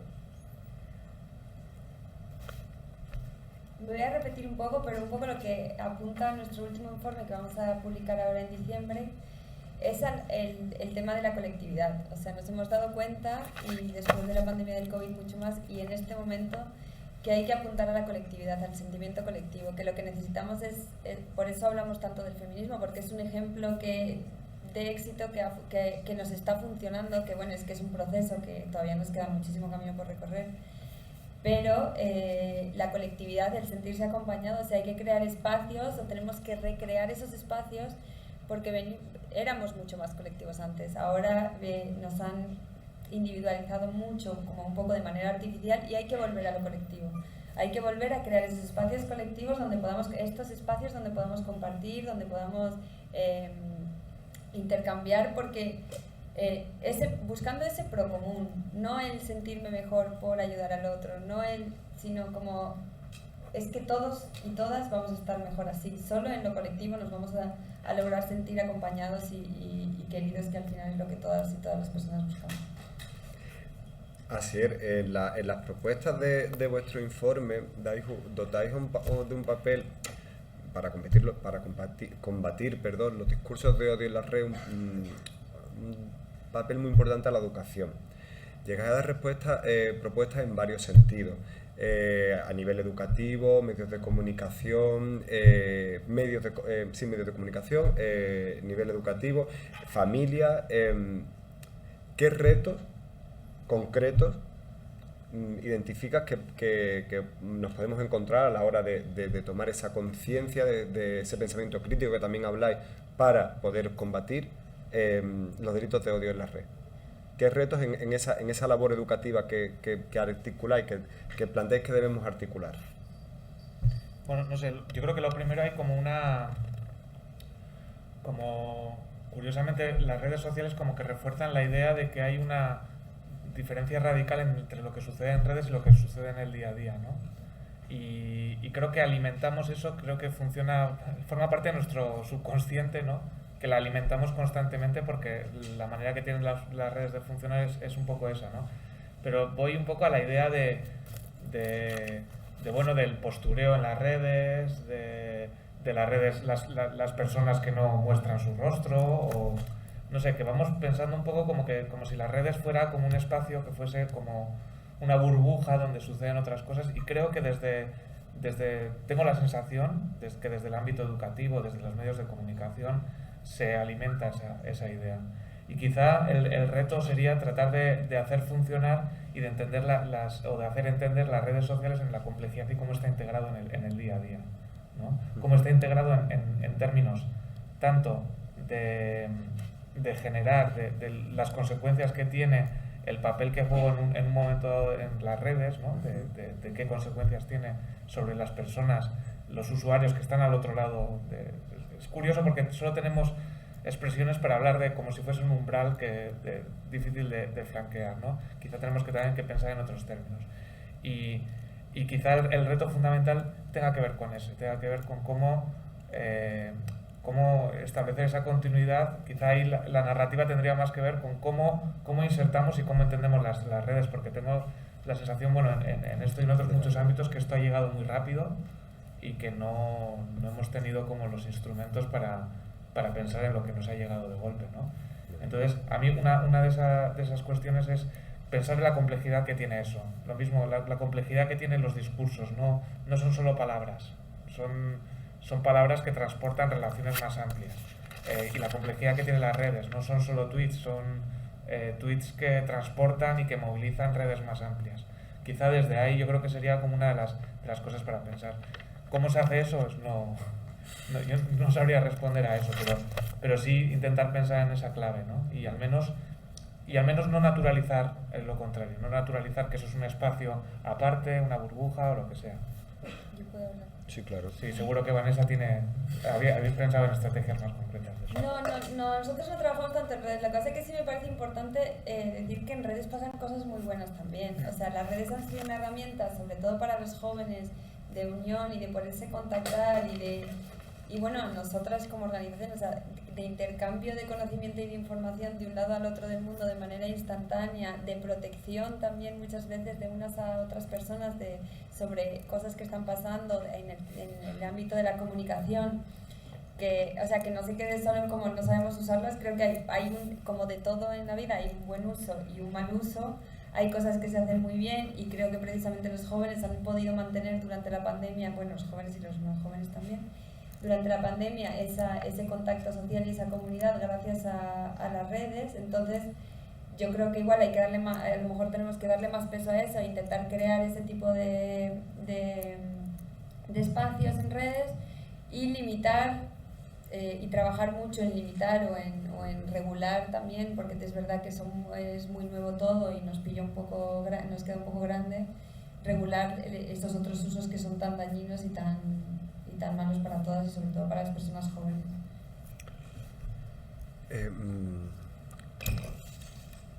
Vanessa, hay una cuestión que nos genera curiosidad. Nos habéis explicado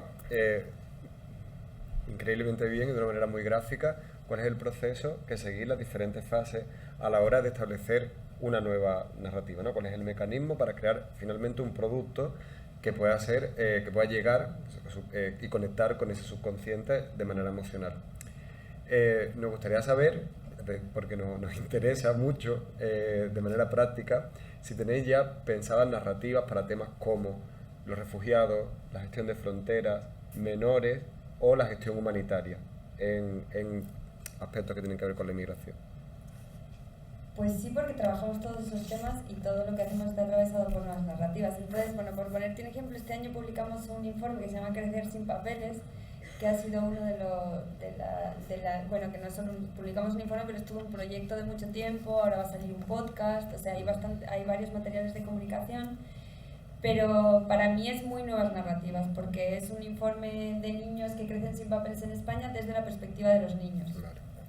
Es un informe que hemos hecho con Save the Children y entonces, claro, la perspectiva de los niños respecto a crecer sin papeles es completamente diferente a la que se trata siempre cuando tú tratas de la irregularidad en España, ¿no? El niño te decía, pues es que yo no puedo ir a la excursión de fin de curso porque no tengo papeles. Y decía a su amigo, bueno, pues vamos a la papelería y compramos uno. No te vas a quedar sin ir. cosas tan que para ellos son tan evidentes y Claro. que en realidad sí, son así de ridículas, pero son reales. Y aparte lo ilustró una ilustradora que se llama Nerea Pérez, que hizo unas ilustraciones maravillosas para mantener también la privacidad de los niños y para convertirlo también en un producto muy atractivo. Entonces, ahora va a salir un podcast y a mí me parece una manera de hablar de infancia maravillosa, o sea, muy emotiva también y eso como que realmente entiendes, porque al final tú, cualquiera de nosotras que además está implicada en estos procesos, no tenemos mucha idea de cómo un niño crece irregular, sin papeles en nuestro país, en nuestra calle, en nuestro barrio. Entonces fue una experiencia súper linda. Respecto al control de fronteras, Control de fronteras, sí. la industria del control migratorio, para Claro, nosotros es todo ese... lo has dicho antes. Sí, para nosotros ese es un trabajo súper largo, seguimos Sí. en eso, de hecho vamos a sacar un nuevo informe y es muy interesante porque es muy complejo, es verdad que es uno de los temas que a la gente que le interesa mucho, pero que hacerlo, nosotros como os decía tratamos de llegar a un público general, es un tema que es tan complejo y tiene tantas partes que hacerlo como asequible a veces es complicado. Porque bueno, pues es varias partes de donde está toda la inversión, es lo que incluye Frontex, tenemos un informe solo de Frontex que sacamos este año en mayo, junio yo creo, que es una de las grandes empresas que se lucra de la industria del control migratorio. Entonces, bueno, es un poco cómo funcionan esos fondos que salen de los gobiernos y de la Unión Europea, que van a diferentes empresas, que son las que construyen las mismas vallas, o Frontex que está en el mar, y ejércitos de Frontex que hay en países de África, o sea, es como una película de miedo, en realidad. ¿Y qué más temas me dijiste? Control de fronteras, refugiados, gestión humanitaria y Bueno, refugiados, nosotros no hablamos de refugiados, Vale. o sea, tratamos de no hablar de refugiados porque nos dimos cuenta, o sea, como queremos naturalizar los procesos migratorios, crear clases de refugiados nos parece que va un poco en contra de esa naturalización. Y además pasa lo que con el término MENA, se hace referencia muchas veces a términos jurídicos que funcionan a nivel jurídico, pero a nivel narrativo no funcionan tan bien. Entonces es como que si justificamos a los refugiados porque vienen de una guerra y tienen un estatus concreto, estamos diciendo que ellos tienen más derecho a moverse que otras personas, y nosotros creemos que todas las personas tienen derecho a moverse, sea por lo que sea. Vale. Esta pregunta se es a los dos. Los discursos de odio, y lo hemos mantenido también desde la presentación, se han visto de alguna manera auspiciados por la aparición de las redes sociales y su dinámica ha aumentado por ello. La pregunta era, en un principio, ¿qué relación tienen las redes sociales en este aumento, en los discursos de odio? Que eso sí nos puede contestar Asier, porque lo tratan mucho en su informe. Pero claro, modificamos la pregunta, ¿qué relación pueden tener también las redes sociales en la aparición de otras narrativas, unas narrativas del amor, como planteaba, como nos has contado al principio? Entonces, si os parece, empezamos por ti, Sí, porque que era la pregunta me inicial. ha tocado y- el odio. Ya lo sé. Ya me Os, broma. bueno, os tocaba a los dos el odio, pero sobre la marcha hemos pero- introducido la otra, Sí, sí, ya que no. Vanessa la trae. Y que está muy bien además, Vanessa, Lo tocaba. que hagas énfasis también en el amor, ¿no? Que es precisamente esa otra... Yo lo avisé al principio, que iba a hablar más de amor. Sí, que no, me parece estupendo, eso te digo. Sí, bueno, pues un poco en la línea, bueno, hay también lo que veíamos en el informe que también engancha con un autor que se llama Richard Seymour, que ha publicado un libro que se llama La máquina de trinar. Richard Seymour dice que la industria social, cuando se refiere a las redes sociales, por su funcionamiento, que es un poco más o menos por donde he ido yo, alienta el fascismo, ¿vale? O sea, dice que las redes sociales genera una serie de comportamientos gregarios, genera una serie de relaciones un poco que, por donde he ido yo, en la parte más de odio, iba un poco por ahí, que digamos que hace que la gente se comporte de manera como en enjambres, en los que la gente, bueno, pues trata de generar pequeñas comunidades donde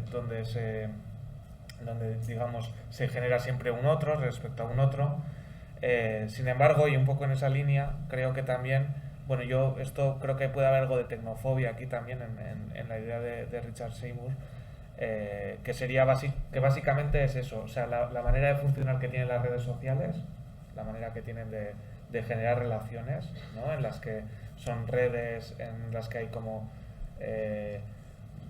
genera como el abuso, el bullying constante, ¿no? ¿Por qué? Porque bueno, siempre se llama al orden y se tiende siempre a generar, bueno, pues grupos cerrados y así. Sin embargo, y un poco en esa línea creo que también, o sea, yo más que como una constatación, un diagnóstico, lo entendería también como una advertencia, ¿no?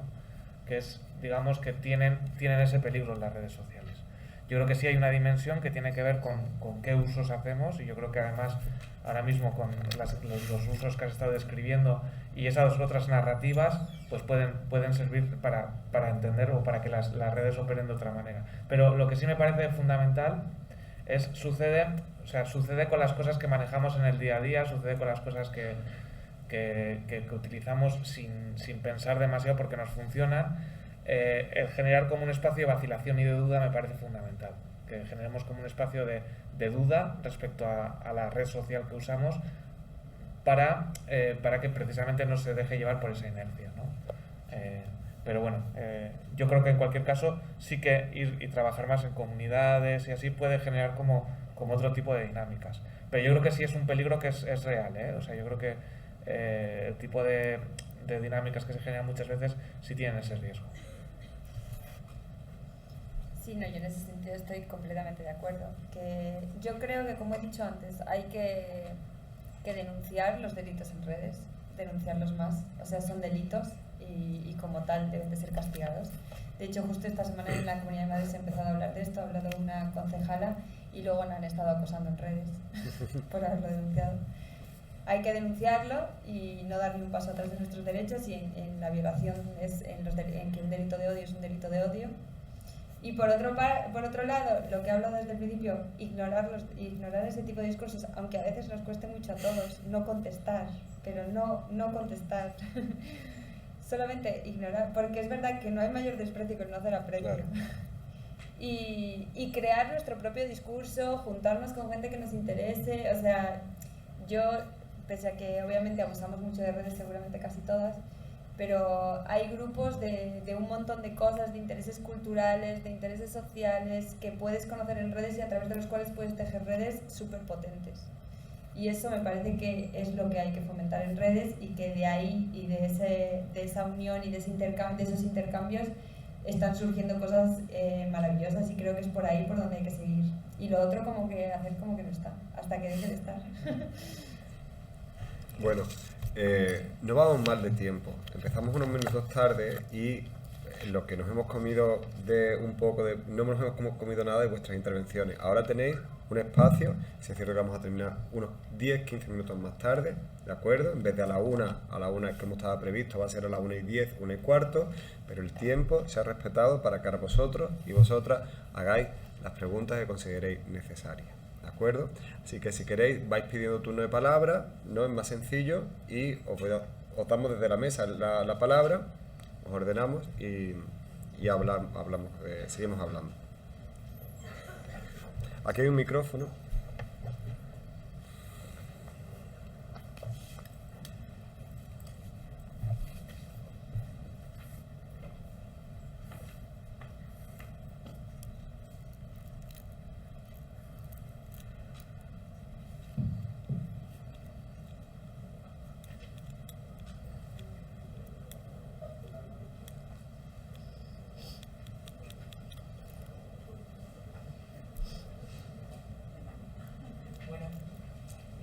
Agradecer a los dos.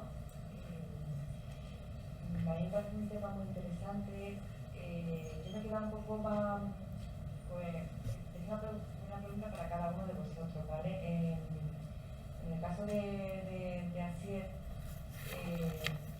hablas de, yo he llegado a entender como de referente dentro de las redes, ¿no? No sé si hay entonces ese concepto un poco, ¿no? para abordar el tema, ¿no? De referente positivo. Eso, o sea, ¿cómo se construye? Eso implica un trabajo previo, ¿no? Con la gente, es decir, si podría escribir un poquito más, ¿vale? Y en el caso de Vanessa, ¿no? A nosotros leyendo las publicaciones, ¿no? ¿no? que tenéis, que me parece, pues yo que sé, una vuelta de tuerca muy interesante, ¿no? Y nosotros en las campañas que realizamos de MAP le damos, ¿no? Queremos hacer un trabajo en esto, ¿no? Y cambiar un poco, ¿no? La comunicación y introducirnos en estas nuevas narrativas, ¿no? A mí, bueno, me parece esencial los puntos, ¿no? que tocan, pero es verdad que hay en algunos aspectos, ¿no? que no sé cómo traducirlo, que es difícil, ¿no? Creo que darle esa visión y no nombrar, ¿no? Temas, por ejemplo, de derechos humanos, ¿no? Estoy de acuerdo contigo que las campañas en torno a los derechos humanos, según la narrativa que se ha utilizado, ¿no? Pues a lo mejor han tenido el impacto, ¿no? necesario, pero precisamente en un momento en el que hay mucho descrédito, ¿no? Y en el que parece que se están quedando, ¿no? de fondo, creo que es esencial, ¿no? Recuperar o poner en valor los mismos, ¿no? Y cómo hacerlo a través de estas narrativas.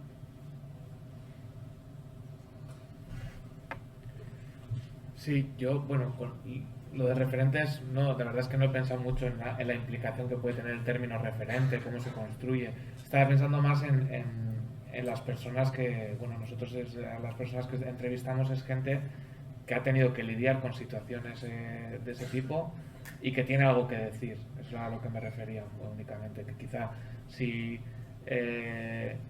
hablamos con las personas que en el día a día tienen que gestionar todo esto y tienen que recibirlas, como que pueden dar unas pistas, ¿no? De qué es lo que supone, qué es lo que les supone a ellas, cómo lo hacen, y puede ser una manera de aproximarse es una aproximación muy intuitiva, pero quizá que es una manera de aproximarse más cercana también, ¿no? Que estamos hablando de las redes sociales, pues vamos a hablar con gente que está en redes sociales y que es conocida en redes sociales.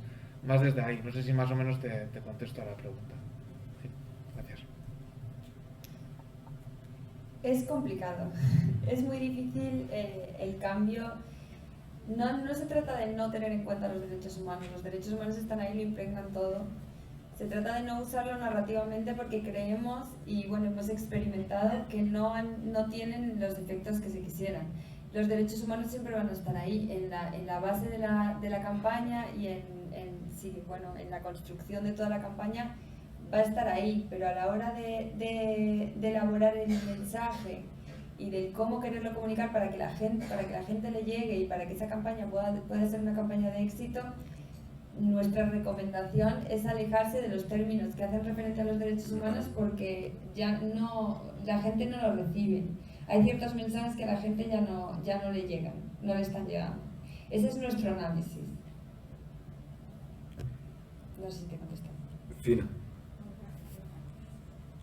¿Luego? No, déjalo. Vale.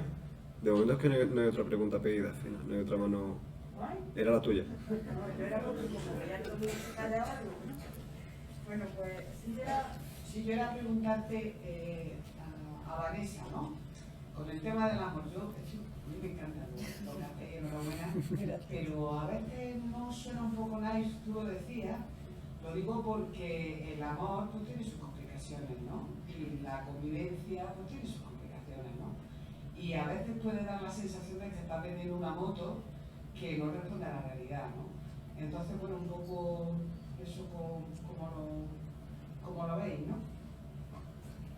Sí, la verdad es que sí ha sido un debate interno también antes de que todo esto saliera, pero nosotros lo que tratamos es de dejar claro que el amor para nosotros es todo lo que construye y que implica un montón más de términos y que no es el amor naif o el amor hippie, sino de lo que nosotros estamos hablando es que realmente todo el ser humano lo que necesita es amar y ser amado. Y puede sonar muy naif, pero esa es la última realidad y nosotros sí que creemos que quizá con esa excusa de que es naif o de que es superficial, hemos dejado de hablar de ese tipo de cosas que al final son las que nos importan. Y hemos empezado a hablar de otras cosas que no nos gustan tanto y a las que les damos mucho tiempo. Entonces, para mí no es nada, o sea, aunque pueda sonar o en primera suene así porque es una palabra denostada, Yo creo que justamente nosotras, nuestra misión es como rescatarla, para hacerla nuestra y que realmente sí tenga ese significado que tiene para el ser humano.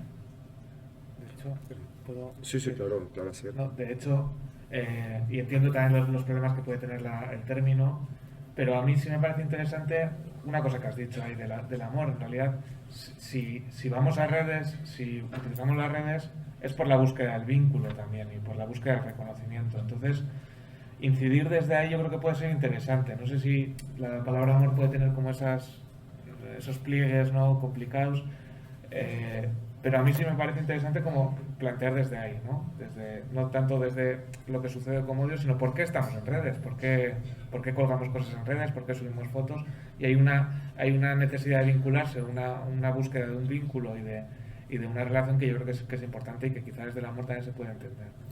Claro, y nos ha parecido interesante recuperar el amor y con él englobar un montón de palabras, como te decía, como los cuidados, que desde el feminismo también se lleva mucho tiempo hablando de eso, y desde el ecofeminismo, la fraternidad, o sea, un montón de conceptos que para los que nosotros el marco del amor creemos que es un marco bueno en el que acaben toda esa terminología que queremos recuperar. Creo que iba, vale, Paco también quería la palabra y Pepe. Bueno, tenía una pregunta para Vanessa. Ha dicho en algún momento, ¿no?, que sería importante no difundir, ¿sabes? No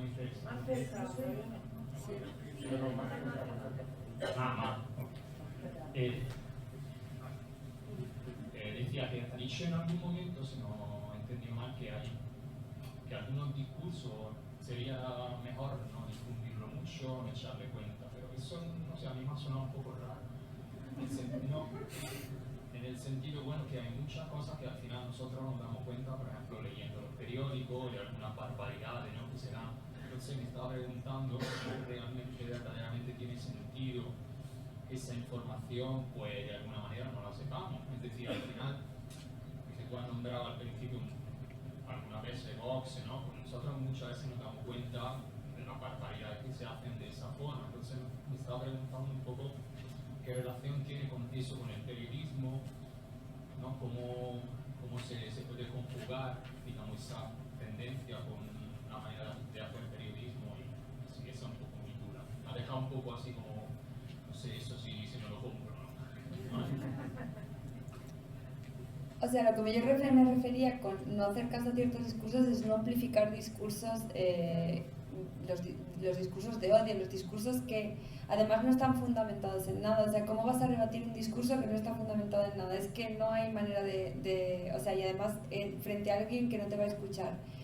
A lo que me refiero con eso, obviamente hay gente que lo analiza. Creo que primero tienen que ser los delitos de odio, hay que denunciarlos en los juzgados. O sea, no hay que publicar en tus redes, mira esta barbaridad, hay que ir a un juzgado y decir esto es un delito de odio y como tal debe ser juzgado. Por otra parte, a nivel periodístico, ahora mismo la comunicación se hace en muchos lados. Antes había como, de alguna manera, más control, bueno, también estaba en manos de poca gente. Hay mucha gente que emite información y hay mucha información falsa. Requiere mucha energía lo del chequear todo el fact-checking. O sea, es demasiada energía y demasiado tiempo que o dedicas a eso o dedicas a crear tu propio contenido. Ese es nuestro punto de vista, sabiendo que hay gente que trabaja haciendo eso increíblemente. De hecho, nosotros trabajamos muchísimo con Maldita, por ejemplo, que nos parece que hace un trabajo maravilloso y que su misión es esa y nos parece súper valioso. Pero en ese sentido, yo creo que sí hay que pensar eso. O te pasas chequeando toda la información que no es veraz, que no puedes, o creas un marco y una información que sí crees que merece la pena mostrar al mundo.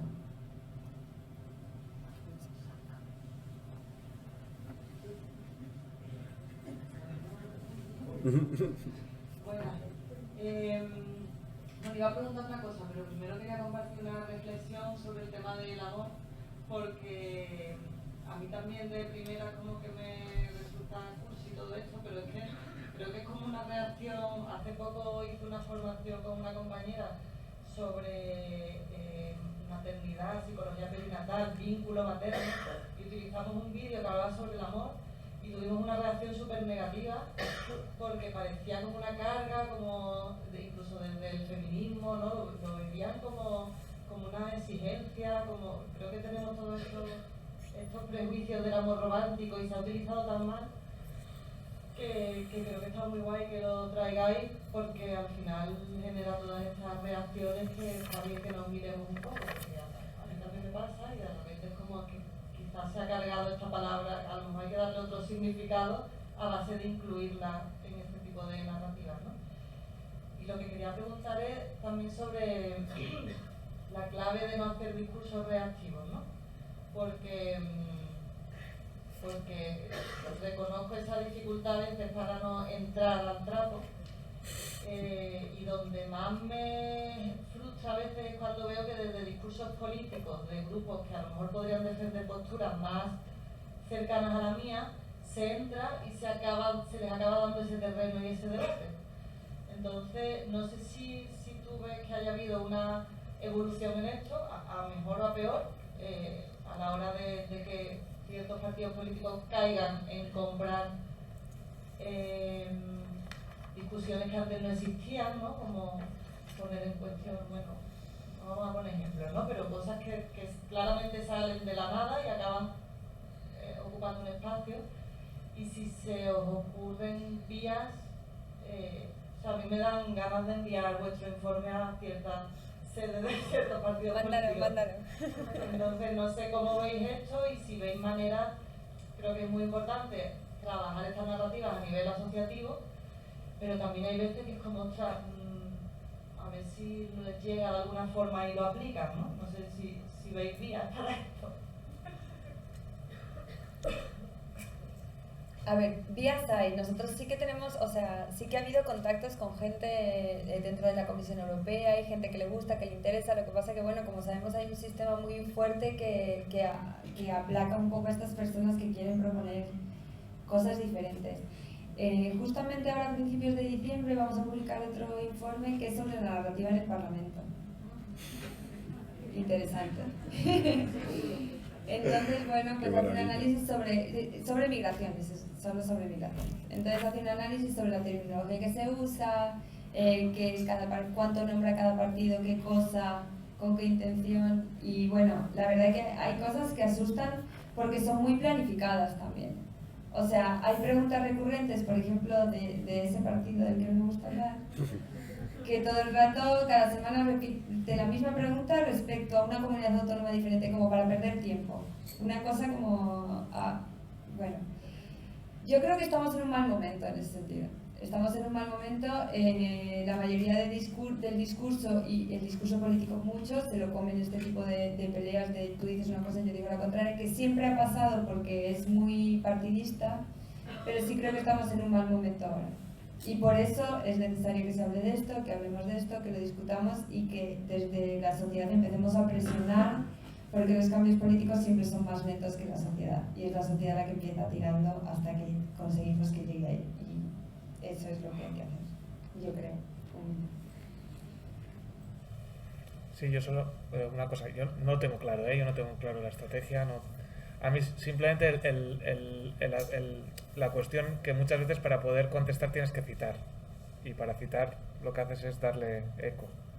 Entonces yo intentaría, no sé, muchas veces intentaría pensar qué margen de resignificación hay, si hay un margen de resignificación o no, si hay margen para enfocar eso de una manera distinta y si es necesario citar, ¿no? Pero bueno, no sé, las estrategias de ignorar parece que han dado sus frutos en algunos sentidos, ¿no?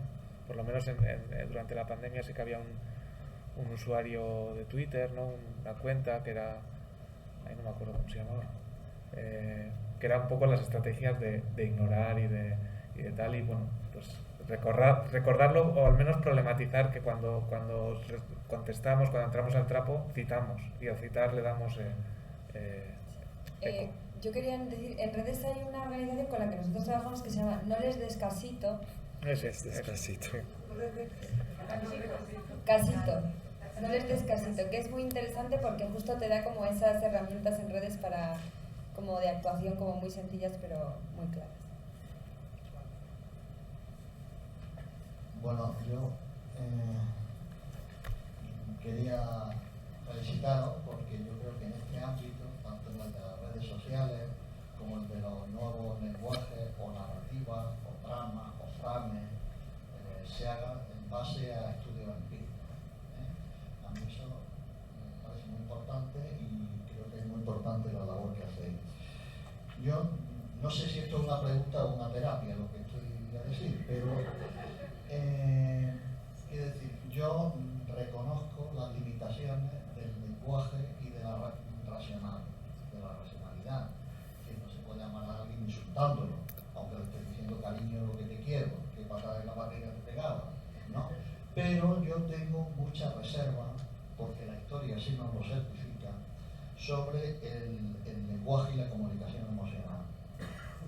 Mi idea personal, que no está fundamentada empíricamente, es que el lenguaje emocional, que yo creo que tiene mucho valor, que es muy eficaz, la historia nos lo demuestra, la historia de Europa nos lo demuestra, pero no cabe que ello nos lleve a un comportamiento no solo en las redes sociales, sino en la vida física, a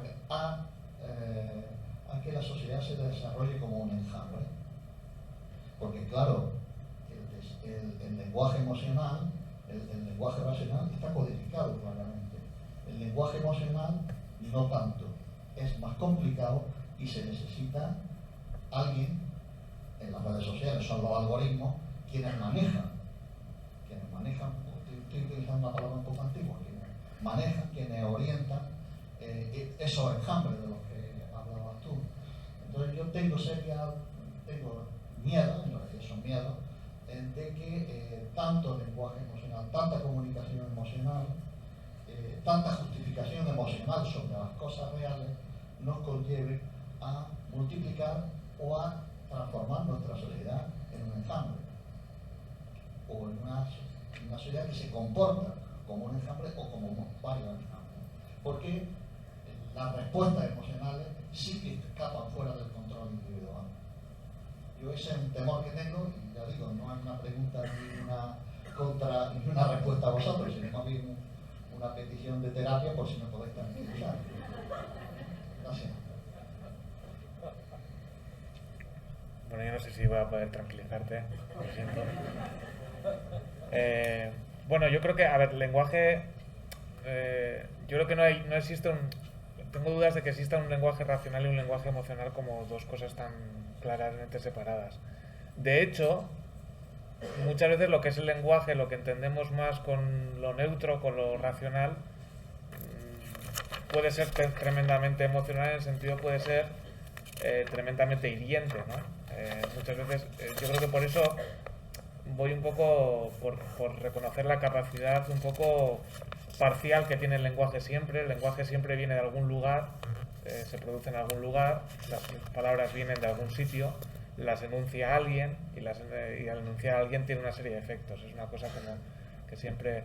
Pero en ese sentido no sabría hacer una distinción clara. De hecho, me da mucho más miedo los lenguajes que parecen racionales, ¿no? Los lenguajes que apelan a números, o los lenguajes, más que lenguajes, los actos de habla que apelan a números y tal. A veces me da mucho más miedo que los que apelan, que movilizan toda una emocionalidad. Lo que sí comparto contigo es el miedo o el temor un poco a que, no tanto por el carácter, fíjate, no tanto por el carácter poco racional del lenguaje, sino por el carácter a veces que no se reconoce emocional, sino que aparece como si fuese racional únicamente. Y es que sí que nos estén generando como esos enjambres donde al final, funcionamos de manera gregaria y respondemos siempre construyendo un otro, ¿no? Eso ya te digo que es muy, muy abstracta, yo también casi como de terapia, ¿no? Pero sí que me parece importante que entendamos que el lenguaje pues siempre tiene como esas dos dimensiones, ¿no? Y que además funciona constantemente como con un término aparentemente neutro, pero que sin embargo puede tener una carga enorme, ¿no? Como los términos menas, ¿no? Que son términos aparentemente jurídicos y que precisamente por tener ese carácter jurídico tiene una carga tan difícil de resignificar, ¿no? Es una de las cosas como que hay apuntadas. Sí, yo justamente pienso igual que mi compañero. No creo que exista esa diferencia. De hecho, me parece como riesgosa marcar esa diferencia tan clara. Porque pasa un montón, ¿no? Lo empírico científico es como que es válido y lo cualitativo que no se puede como demostrar numéricamente, o sea, creo que no, esos límites no son tan fijos. Y bueno, no sé si te voy a tranquilizar, pero yo creo que un poco de enjambre ya somos. pero podemos hacer que vaya mejor. No lo veo tan claro esa diferencia. Yo creo que lo emocional y lo racional están unidos y no, o sea, es inseparable.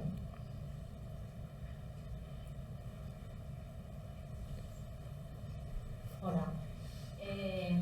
Yo quería agradeceros mucho la intervención. Nosotros somos, como organización, hemos consumido vuestras aportaciones en los informes y yo agradezco que vengáis aquí y que nos expliquéis esos materiales para darnos esa vuelta de tuerca, ¿no?, a la hora de plantearnos cómo desde aquí hacemos las cosas, ¿no?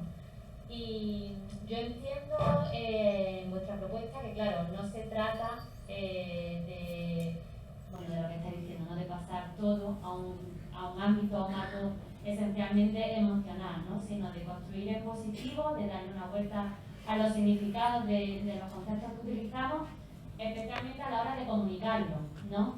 Creo que en vuestras propuestas también lo recogéis, que existe siempre una parte racional, basada en datos, en información, en cifras, en estudios, ¿no?, que es la que nutre después la justificación de esa propuesta comunicativa, que se tiene que enmarcar en la dinámica comunicativa que existe, ¿no?, y que queremos que funcione. Y ahí es donde yo creo que vosotros dais la clave, ¿no? Nosotros hacemos todo este estudio, este análisis, esta propuesta, y a lo mejor lo contamos como nosotros lo entendemos. Pero está guay que nos digan que de pronto eso no llega, que de pronto solamente convencemos a los convencidos, ¿no?, y que existe un campo amplio donde podríamos llegar contándolo de una forma diferente, contando lo mismo de una forma diferente. Y ahí es donde yo creo que vosotros nos habéis dado ese chip, ¿no?, para construir esos discursos, esos mensajes de forma más propositiva. Y me parece que además nos encaja muy bien con otras cosas que hemos hecho, por ejemplo, con la campaña de Buenos Tratos, ¿no? Hablamos de violencia sexista, hablamos de cifras de maltrato, hablamos de una realidad dramática, ¿no?, pero lo hablamos siempre en positivo, ¿no?, de forma constructiva, y hablamos de buenos tratos, no hablamos siempre de violencia, y hacemos un esfuerzo en eso, ¿no?, y creemos que funciona, y vamos a los institutos y funciona, y los chavales lo reciben. Y en el campo de las migraciones, pues a lo mejor no nos lo habíamos planteado justamente de esa forma, y esta propuesta nos ha ido haciendo verlo. Entonces yo creo que ha sido como un revulsivo muy, muy interesante. Y bueno, os agradezco mucho la intervención. Bueno, y siguiendo el hilo de Irene, hay una cuestión que, y con lo que tú decías, Paco, hay una cuestión que sobre lo racional y lo emocional. Hay algo en nuestra... cómo llegar a ese subconsciente de manera que integremos esos 7 mantras que decía Vanessa antes, que tienen muy claros en Por Causa. Migraciones como fenómeno histórico han sido una constante, no ha superado el 3 o 4% de las poblaciones. Cuestiones que se han dado siempre, que han sido, se pueden considerar universales en el tema de las migraciones, no lo tenemos tan integrado como el discurso de los derechos humanos. Aplicamos el discurso de los derechos humanos siempre de una lógica, y yo creo que buena y bien intencionada, pero que no nos ayuda a conectar con esa población más amplia que discursos excesivamente basados en datos, evidencias y racionales los distancian más que los acercan. Entonces, yo no he entendido tanto el utilizar un lenguaje de tipo emocional, sino el intentar conectar con ese plano emocional, intentar integrar en ese plano de las emociones, porque sí es verdad que los derechos humanos sí los tenemos integrados como emociones, en ese plano emocional. De hecho, la respuesta ante una injusticia la hemos dado siempre desde el plano de las emociones, de lo racional, pero que implantado de una manera emocional. Tenemos un apego hacia eso. ¿Cómo integrar apego hacia otras cuestiones en el sentido que decía Irene? Para eso, sí creo que nos ha supuesto esa especie de sismo, de terremoto, donde nos ha hecho repensar el tema de las migraciones y no solo repensar el tema de las migraciones como un tema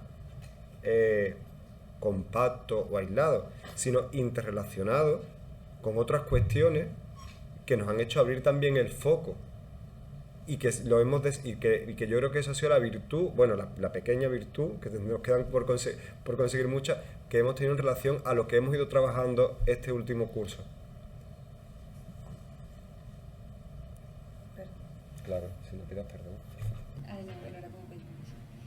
Sí, pero quizás no me expliqué bien y exactamente lo que han dicho los compañeros. Las emociones son como para traspasar esa barrera de resistencia que a veces la persona tiene para recibir la información. Nosotras, por ejemplo, trabajamos en esa dinámica, elaboramos, como puse en el esquema, elaboramos una investigación, tenemos la información y luego hay esa transformación y ese filtro que pasa por las nuevas narrativas para que esos mensajes lleguen a esa población que queremos que lleguen.